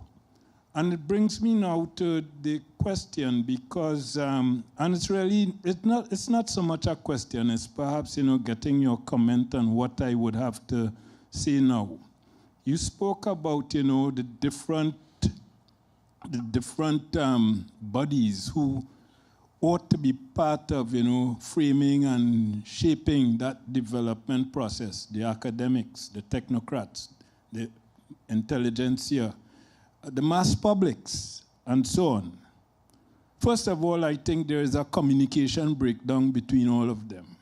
And we need to search for some communications media that would bring all of these persons to a table where they can appreciate and agree to differ in terms of their perspectives. You spoke about coloniality, and I really want to think about the concepts of coloniality and decoloniality and how that concept dovetails with the thoughts and works and ideas of these disparate groups, the academics, the technocrats, the intelligentsia, the mass publics, and how perhaps, one can carve out a research process whereby we can see how these different parts of our system connect in places, let's say like Jamaica, as opposed to Barbados, Trinidad and Tobago, Guyana, and elsewhere? And are there differences in terms of the kinds of outcomes we see that are either supportive or inimical to development process? So I don't know what you may have to say in response to my comment on this issue. Thank you. Thank you, Godfrey. Any other question or comment, question from the floor?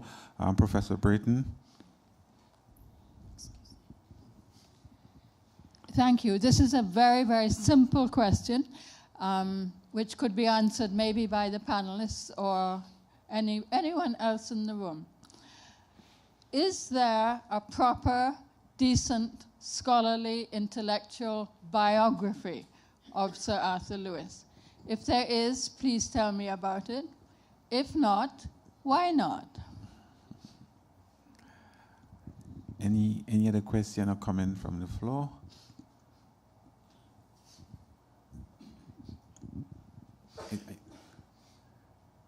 Dr. Isnad, your hand.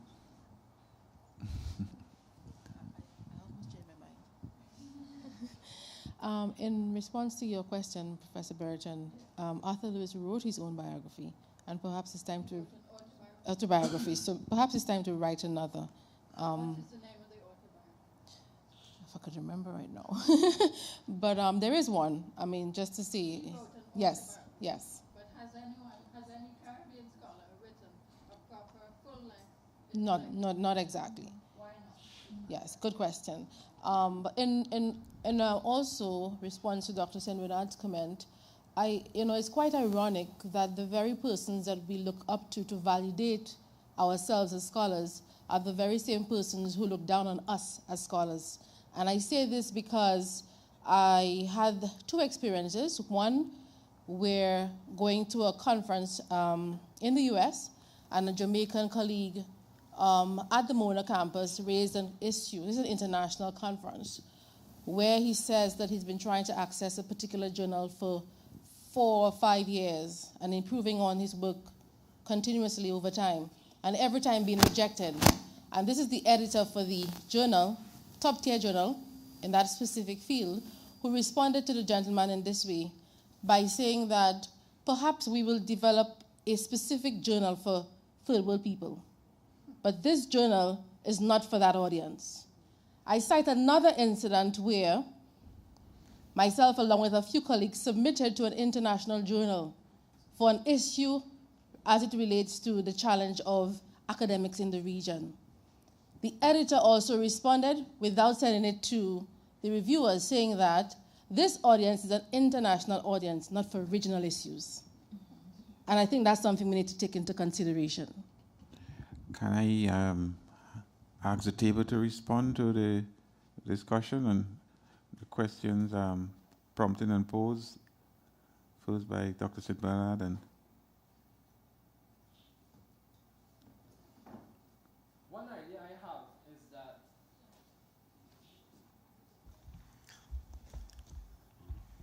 one idea I have is that within our society, both coloniality and decoloniality would exist, but the dominant force is that of coloniality. So the question is, how do we in our academic spaces and in other spaces shift it towards more decolonial impulses? How do we make academics more sensitive to the experiences of ordinary people? That is an extremely difficult task, given the deep arrogance that is part of the academic process, in that academics often assume they know more than they really know. And it's what I call the overestimation of decoloniality, in that we assume we are more decolonial and different than we really are. So there are blind spots that we are not able to confront with any boundaries of our academic experiences. So it is that we may need voices and mirrors from outside of the academic circles to shine back on us, for us to see our blind spots and be able to see ways in which we further have to decolonize. And this relates to my second point, that academics do not have a monopoly on truth or knowledge. And somehow, if someone is Dr. So-and-so or Professor so-and-so, there is a tendency to view that person as having more to share. And this is especially so when the person is from America or the UK, or looks in a way that is somehow different to us. So it means that how we view and process information is very much connected to our biases. So it is no easy task to make that transition, but to me it is part of our ongoing issues that we have to confront. But if academics are simply content to hog the spotlight and not open up opportunities for non-academics and those who are being sidelined to speak, it means that sometimes speaking becomes part of the problem. Other members of the panel, you wish to respond to any of the issues raised?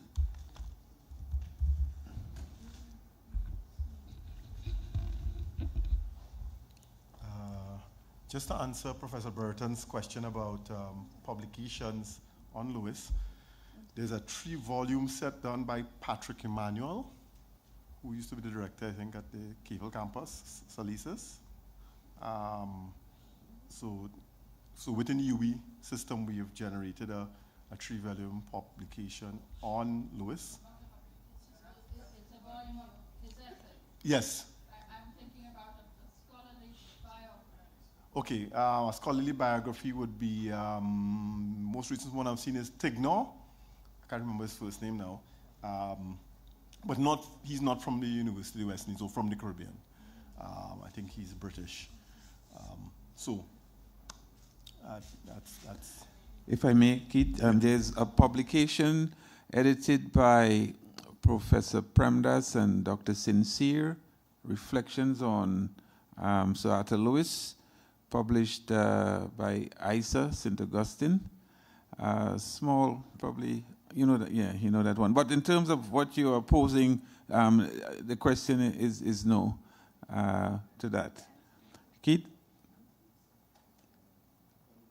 Back to you. Well, no questions were directed specifically at me. But you were on the floor when I interrupted. Yeah. Sorry. I don't know if the discussion about scholars, the notion of the role of scholars is adequately being addressed here, and the role of things like publishing and so on. I've just come from a meeting. I'm on the editorial board for the newly established University of Guyana Press. So we spent 2 days talking about how we're going to roll out this process and what the challenges are. And we've been looking at what other presses in the region have had to go through and so on. So one of the key challenges that we are finding is actually getting submissions from Caribbean authors. Is a major challenge of quality. So I hear the critique, and I'm fully aware of those major concerns. But there's also a flip side, is that the level of scholarship and contribution in the region has actually, in relative terms, declined. So if you look at the earlier days of ISA, Institute for Social and Economic Study, and many of the scholars who would have passed through that period, early phase, the level of deep theoretical thinking and so on is not currently being matched across the region. Part of it has to do with the context, which I think is the point that Tayemba started his presentation on. So in the early phase of the independence period, I think there was an intellectual ferment that was generated, very much an anti-colonial post-independence phase. In the current environment, I think there's far less of an intellectual fervor of any sort, because there's no clear understanding of what is the mission in the earlier phase, I think there was a clearer sense that we were newly independent and we had to find our feet, we had to create our own scholarship. That isn't as evident today in terms of a mission that drives the research agenda. It's also, and when I was a member of staff at this university, at this campus, for example, particularly, I found that that many of our students were not actually being introduced to Caribbean scholarship. So I've been teaching at the postgraduate level for probably 20 years or so, and I could probably count on one hand the number of students who have encountered at the postgraduate level who have read Lewis, C.L.R. James, Gillen, Fanon, and Beckford. All right? I probably encountered only 5 students in my 20 years who've actually read those works, who've come to do a degree in either international relations, international trade. I teach at the business school. I've taught in many other locations around the University of West Indies. So it means that they are actually not being introduced to critical scholarship from that was generated within the region. So in that sense, we've been maybe shooting ourselves in the foot, to quote my colleague Godfrey. So you cannot then, I think now we're then trying to turn around and critique foreign scholars. So for example, if you want to find some of the top scholars on C.L.R. James, they're not in the region. On Fanon, they're not in the region. On Lewis, they're not in the region. And I could go down the list. Okay? Because in fact, we have not been doing our own homework. So, hey, I say you have to deal with your own self limitations first before you critique others. Although I do recognize the colonial history and so on, but I think that it's time for us to get the monkey off our back and actually get down to some major work of our own. Thank you very much. We have about 5 more minutes. Invite a couple more questions, comments, gentlemen here, and okay, gentlemen first. Okay, quick, yeah. Can you be brief? We are just about 5 minutes to wrap up before the start of the next session. Thank you very much. I'm Jarak Park from Korean Embassy, and thank you very much for your bountiful presentation today. And I learned a lot from your presentation. I'm specifically interested in Dr. Oh Young regarding he presented regarding the creative industry. Actually, that kind of the related policy was our previous government economic policy, but at that time, every government official was wondering what is creative industry? How can implement the government policy? So, and still, it is very important, but it's very for government officials level. It's very difficult to grasp the essence of the industry and how can the government official develop, promote the industry. It was very challenging task.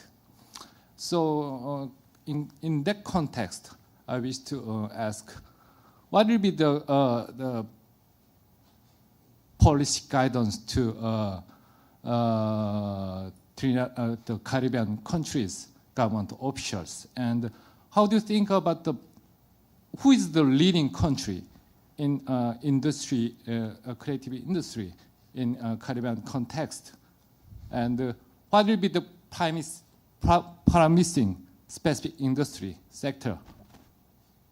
Thank you very much. You want to take that one time?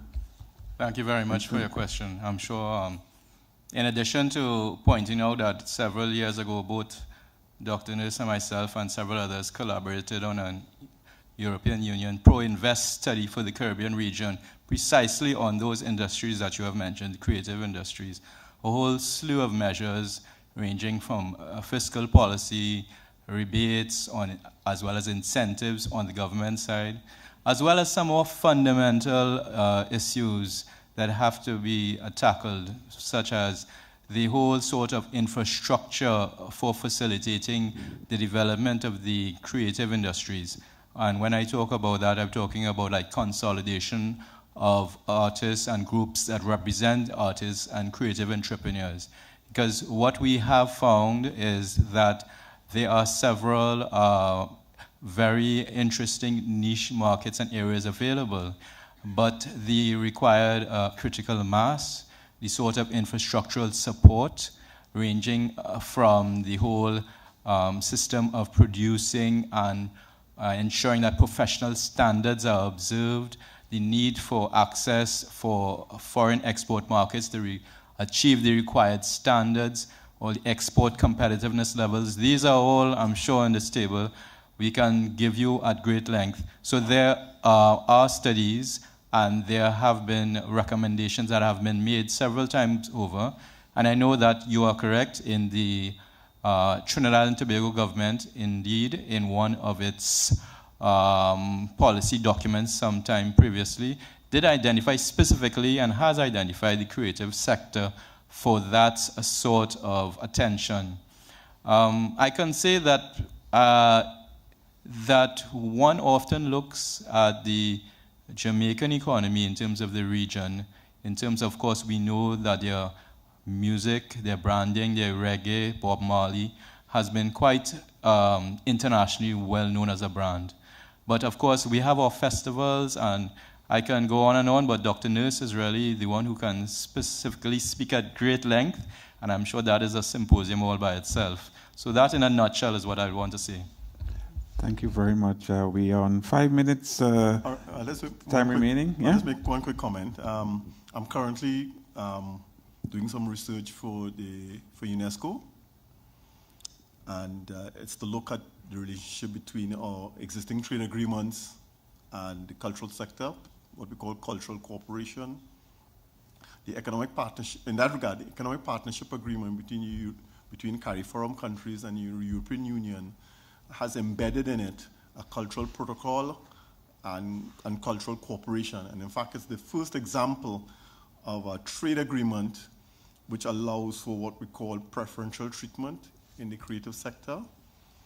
And so we are looking at not only this trade agreement, we're looking at the trade agreement between the European Union and Korea, and we're looking at the trade agreements between China and New Zealand and Australia. Just to say, I was in China a few months ago. China has a trade surplus in the area of creative goods exports to the tune of $54 billion. China imports only $6 billion worth of creative imports from the rest of the world.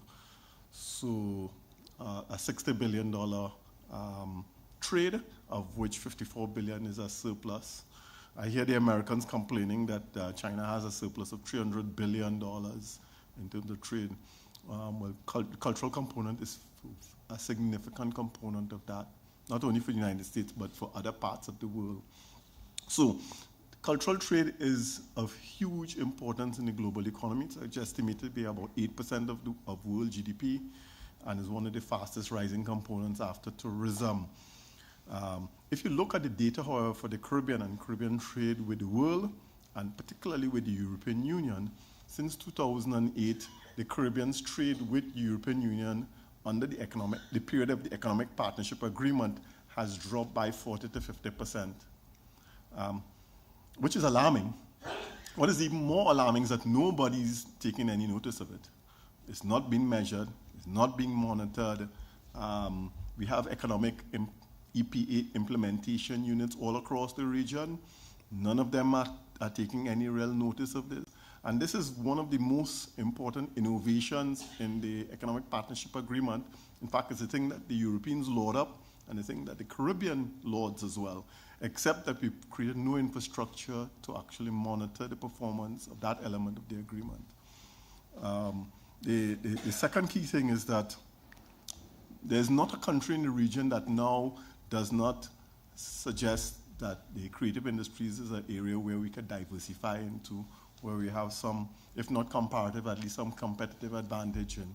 But if you look then at the kind of infrastructure or the policy instruments that are being put at disposal of the sector, it's way under what is required to actually make the impact that is so desired. And so, the region is a net importer of cultural content, both goods, services, and intellectual property. And in fact, we're becoming more of a net importer based on the existing data that we have. And so, just like we've become a bigger importer of food in the last 20 years, so the food import bill in the region has ballooned.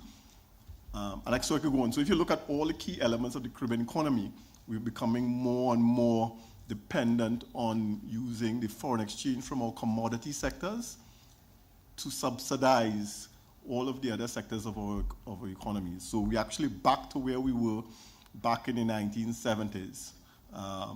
We are largely commodity exporting economies, and I include tourism in that because by and large all we are providing in the tourism sector is commodity services.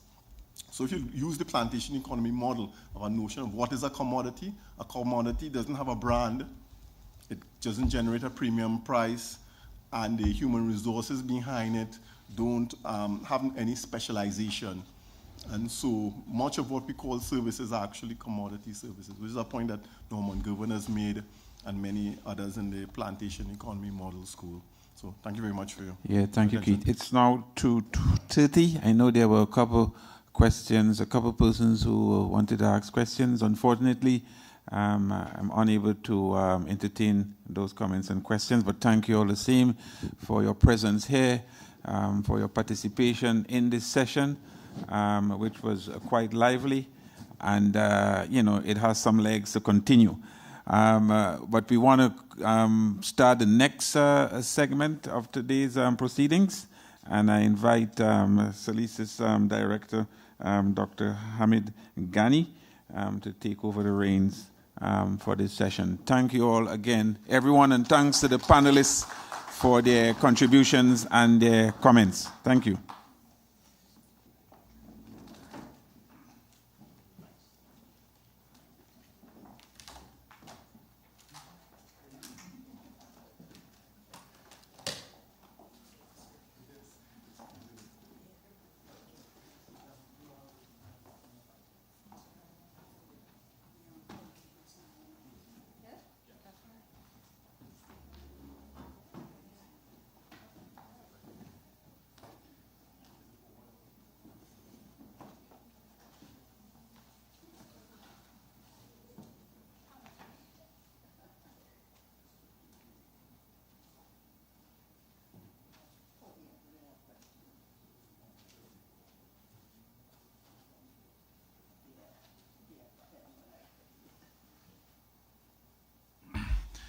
Right, good afternoon, ladies and gentlemen. We've come to our final panel for today's session, and we're indeed very pleased to have with us Professor Kerry Levitt, Emerita Professor at McGill University in Canada. Professor Levitt is no stranger to this campus. He's a friend of the university, a friend of SALISES, and just by way of background for those of you who are from off of the campus and may not know, Professor Levitt specialized in political economy and economics of development. She holds an honorary doctorate from the University of the West Indies, is honorary president of the Carl Polanyi Institute of Political Economy at Concordia University in Canada, a recipient of the J.K. Galbraith Prize from the Progressive Economics Forum of Canada, and a recipient of the Order of Canada. In 2017, she received the Ifigenia Martinez Award from the National University of Mexico. Professor Levitt knew Sir Arthur Lewis personally, and was a feature speaker at the 5th Sir Arthur Lewis Memorial Lecture at the Eastern Caribbean Central Bank in St. Lucia on November 8, 2000. Ladies and gentlemen, I now give you Professor Kerry Levitt to share some personal reflections on Sir Arthur Lewis.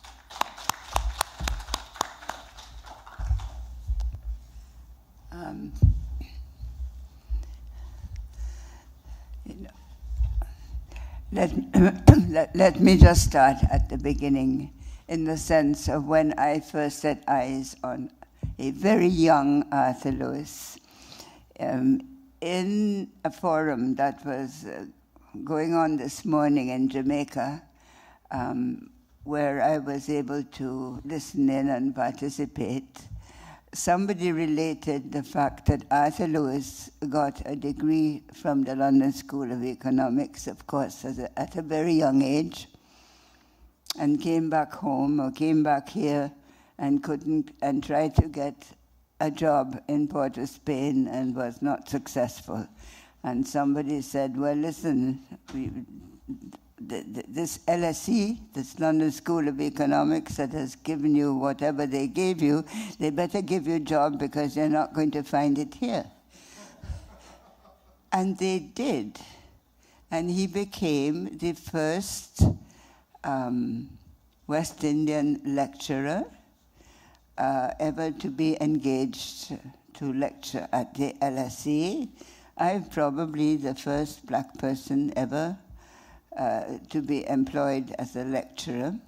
And when I came as a 17-year-old student, he was the person introducing us to economics. I remember him as very thin, I would say, almost looking hungry. And very different how he later looked, because he was quite portly later in life. But I remember that he gave a lecture and he had a diagram on the productivity of labor, a curve, and then a horizontal line denoting the wage rate, and explained that if the wages were to be lowered, employment would increase. And I took all my courage in my hands at the end of this lecture and approached this lecturer and said, "Sir, I'm sorry, but I don't agree. Because there were 3 million unemployed in Britain before the war, and they couldn't get employment at any wage." And he looked at me, I still remember, as much as to say, who is this young woman who is challenging the science of economics? And inquired my name, and I gave him my name. And he said, "Miss Polani, I assume you have come here to study the science of economics, and when you have mastered it, you may return and we will discuss the matter." And I decided that I will do exactly that. And I will study this in order to prove that what he was telling us was not right. And that was first encounter with Arthur Lewis. I must say that we later took another lecture with him, which was based on a small book that he wrote. And it was called World Economic Survey, World Survey, 1919 to 1939. That is a period of 20 years. And it was really about the terms of trade and the problems of peripheral exporting countries in the 1920s and 30s. And I think that that was the first thing that got me interested in countries like Argentina and Brazil and the Caribbean, and other countries which were experiencing problems of the declining prices of coffee and sugar and whatever. So that indirectly might be my second encounter. I became interested in development. I wanted to be a labor economist, but when I moved to Canada in 1947, and then went to the University of Toronto there. I became very interested in the 50s in development. And one of my professors happened to be a friend of Arthur Lewis and spent his year in Jamaica as a sabbatical. And this Canadian professor, as I later learned, they do what professors do when they have too much work to do and they've undertaken more than they can manage. They send for graduate students, and the graduate student comes to do the work. And so I was not the first choice, but eventually he couldn't find anybody else and sent for me. And I came to Jamaica to do the work for my Canadian professor.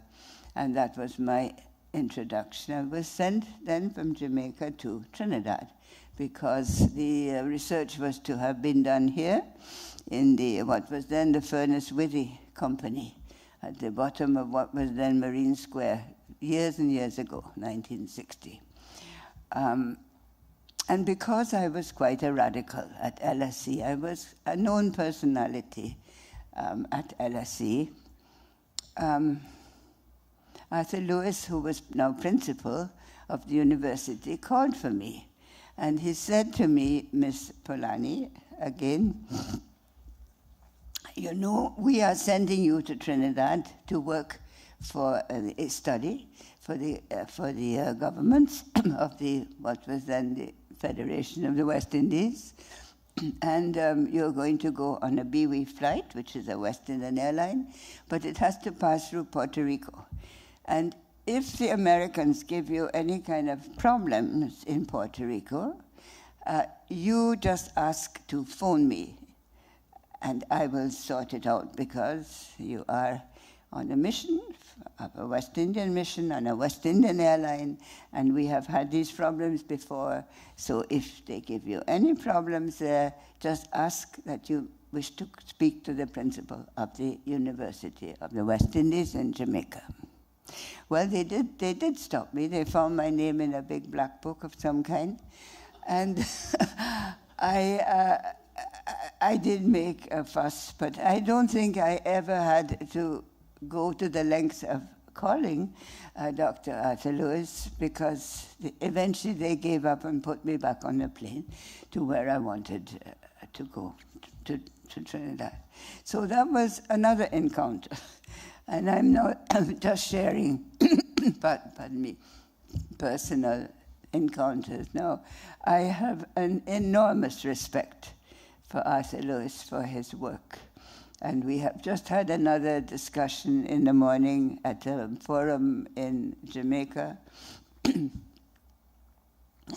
And I made the proposal, the suggestion, that really the University of the West Indies has not appreciated fully the importance of the work of Arthur Lewis, and that perhaps the Faculty of Social Sciences, which includes the Department of Economics and Sociology, Political Science, and so on, should actually have a compulsory course where students would be introduced and have to read all the work of Arthur Lewis, because his most important work is not well known here.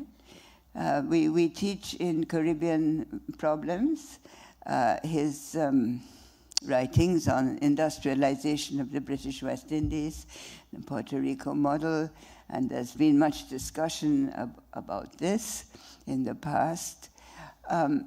But his seminal work, his most important single article, which is Economic Development with Surplus Labor, 1954, is something which a university, which very correctly is associated its name with Arthur Lewis, should, in the social sciences, simply make every student that graduates from here in social sciences know the work of Arthur Lewis and the biography and his life and the manner in which he the manner in which he felt it necessary to study international trade, international economic relations, a whole big book of studies on problems of growth and fluctuations, problems of terms of trade.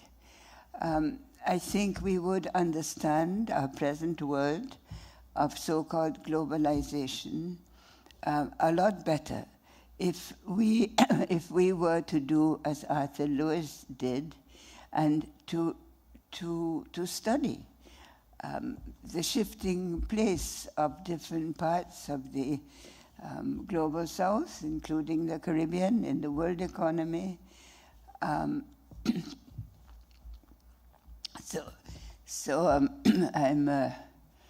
shared with you a few personal reminiscences. I want to point out to you that I did, as Dr. Ghani mentioned, present a lecture, and in preparation for this day today, I reread this lecture, and I would just love you to read it, because there is a lot more wisdom here written than I am telling you sitting here and just chatting. And you can go to my website, Kerry Polani Levitt, and you'll see the picture of this lecture, and you can read the contents if you wish. Thank you. Thank you very much, Professor Levitt, for sharing some of those personal reflections on Sir Arthur Lewis. Professor Levitt has agreed that she would take some questions from the audience in respect of what she has spoken about and other aspects of Sir Arthur Lewis, a person whom she knew. Questions?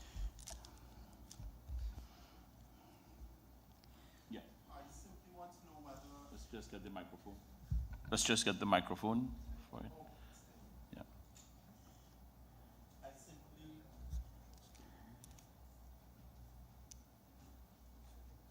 Hello? Yeah, it should be on. It's not. I just wanted to know... The technician is...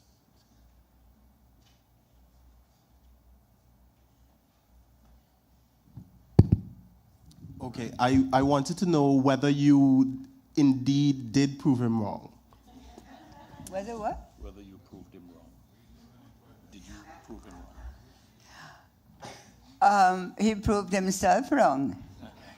He proved himself wrong because the brilliant thing he did was to change the assumptions. And when you lift the assumption of a limited amount of labor, which he did in his famous model, and assume unlimited supplies of labor, then wages are no longer determined by the productivity of labor at all, but rather by the supply and demand for it. And if the supply is very large, the wages are going to stay at subsistence forever. So he himself proved it wrong. Any other questions?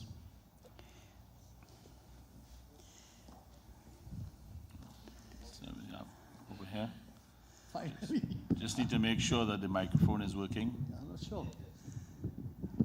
Yes, Yes. we're hearing it. Thank you. What a pleasure. I don't want to talk about Arthur Lewis, but I certainly want to say how gratified I was to see your article on leakages from tourism, done many years ago. And I have never felt that we ought to develop a tourist economy, which we seem to gotten entrapped inside the Caribbean and elsewhere. We are a tourist destination, and therefore we must become something that the tourists will pay for. Sun, sand, sex, sea, drugs. And that has, of course, a diminution of societies. So I'd far more pay attention to developing the base of any economy which are supplies of food and clothing and other durable goods. And I think we are missing the point here. But this is merely a chance to see how much I've appreciated the radical position that you've taken up with regard to tourism and other things. Thank you. Oh, yes, yes. It's not really a question. Sorry, I did not understand the question. Was it a comment more than a question? Thank you. Professor, in a lecture Lloyd Betts gave at this campus when I was a student ages ago, I heard him say that Sir Arthur Lewis was an Englishman. Now, he may not have been the only one to have critiqued Lewis in that way, saying that his conception of the economy and economic development had that particular English sort of character, okay, ontological premise, however you may want to frame it. But how do you respond to that criticism of Sir Arthur Lewis that he was an Englishman? Well, I think in some ways it was quite true, but I don't think it's an insult, although the implications in what Lloyd said were negative.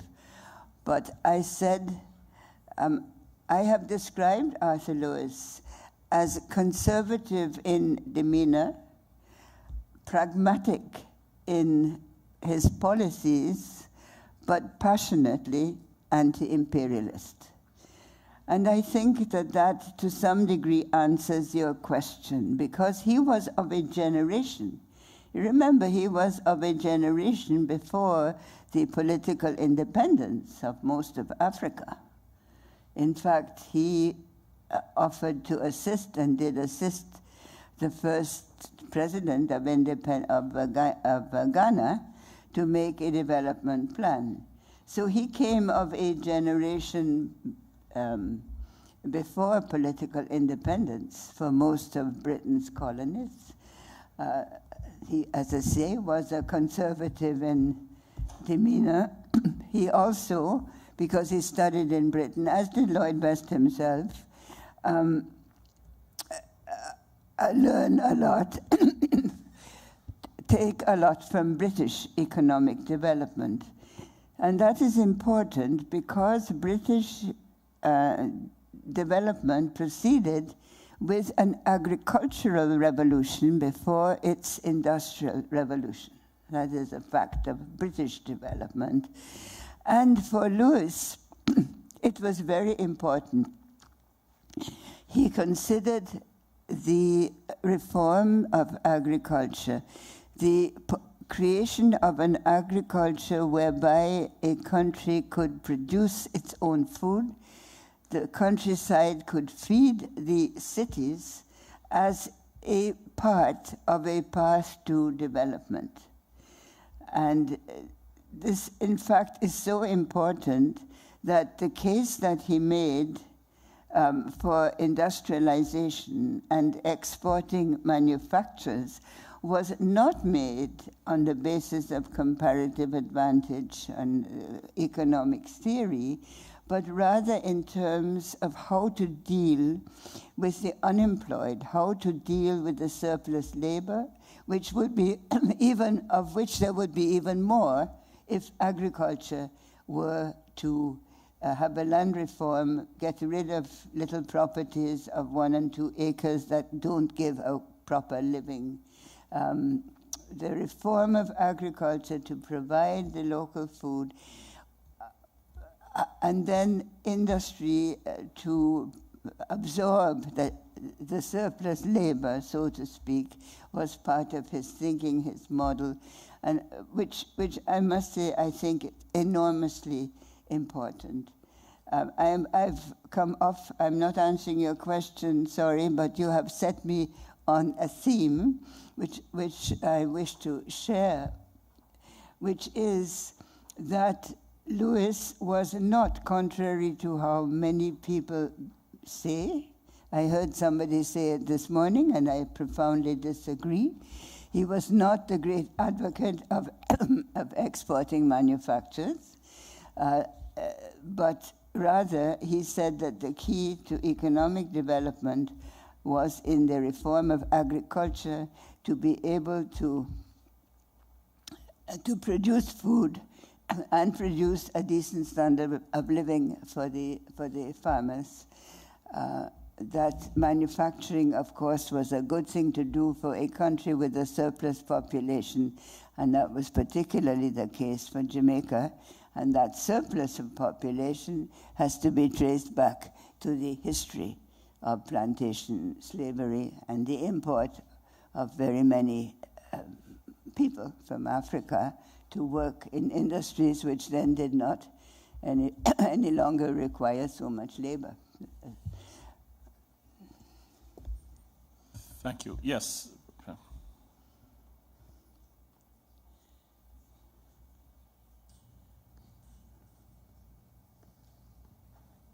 Well, first I just wanted to say how wonderful it is to get some genuine oral history from Professor Levitt. So valuable.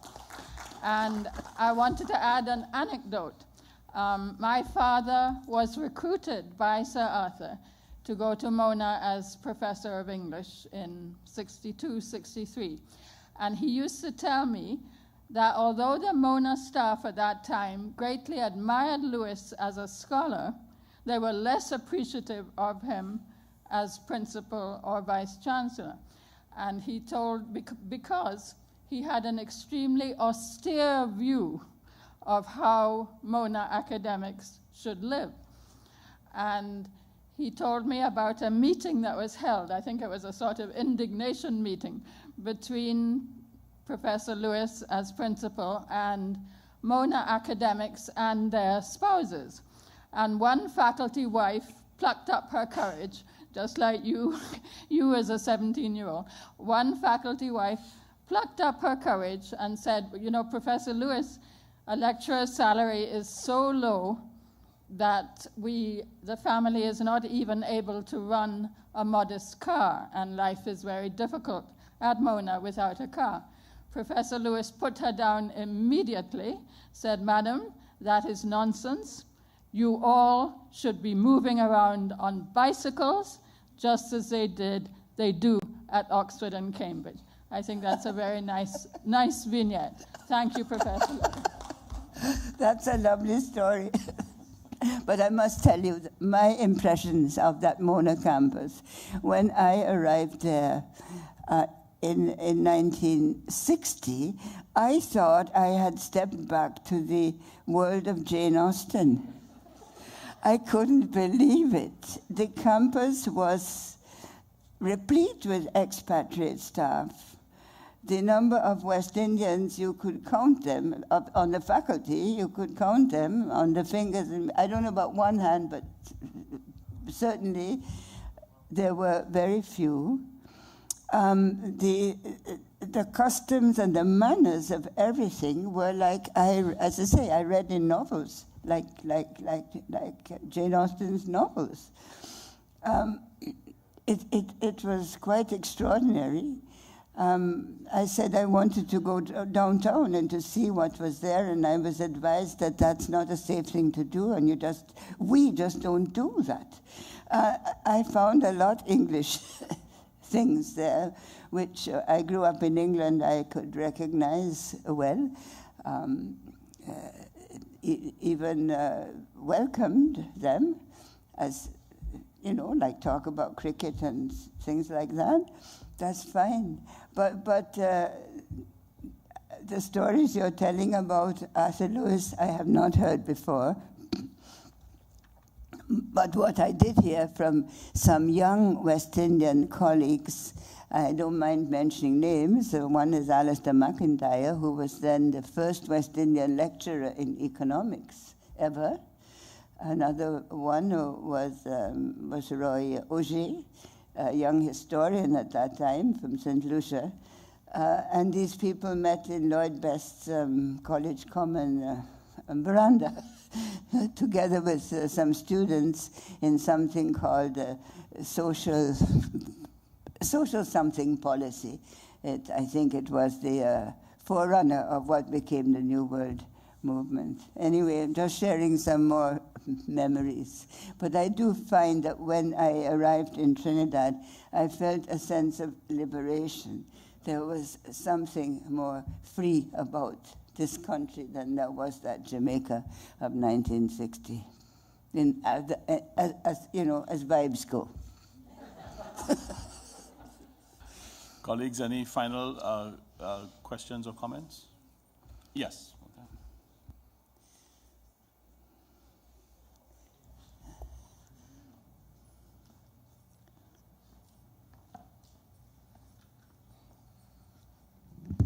Hello, everyone. Professor Juliana Foster, graduate of Sir Arthur Lewis Community College in St. Lucia, University of the West Indies, St. Augustine, and Sir Arthur Lewis Institute of Social and Economic Studies in Mona. Throughout my studies, I have paid close attention to the work and life of Lewis, and I appreciate every opportunity to learn more. So I'm thankful for your presence here today and hearing from you. I also appreciated Dr. Ghani's presentation this morning. I learned something new. And I just wanted to share a comment. His nephew, Dr. Vaughan Lewis, at the 60th anniversary, shared a comment that while Lewis advocated for development through industrialization, he noted that we have achieved some level of development in the Caribbean that did not follow the path of industrialization. And Vaughan Lewis was speaking to the service sector and tourism as one of the ways in which we realized development in the Caribbean, and it did not follow the Lewis model of industrialization. Of course, that was the only time I heard anyone speak of that, and so I'm curious if you have made any comments on this observation in development in the Caribbean, as the theme says, possibility of development in the Caribbean, outside of the industrialization model of Lewis, read the service sector, as Vaughan Lewis noted. I'm not sure that I really understood the question. The last part. Have you noted that the region has experienced development outside of the industrialization model proposed by development? Particularly, as Vaughan Lewis noted, we have realized some development through the service sector. Have you taken time to ponder on that? Oh, yes, thank you.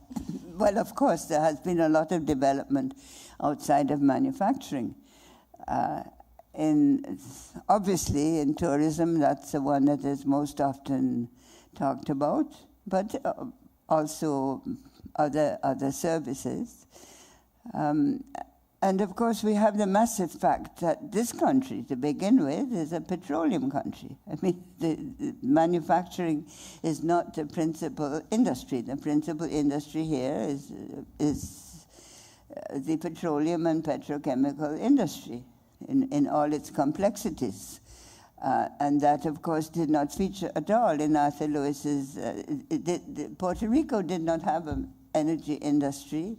The model of the industrialization of British West Indies Puerto Rico model doesn't fit this particular country at all. So we have, of course, the natural resources, and we have tourism, and we have services. It's quite true.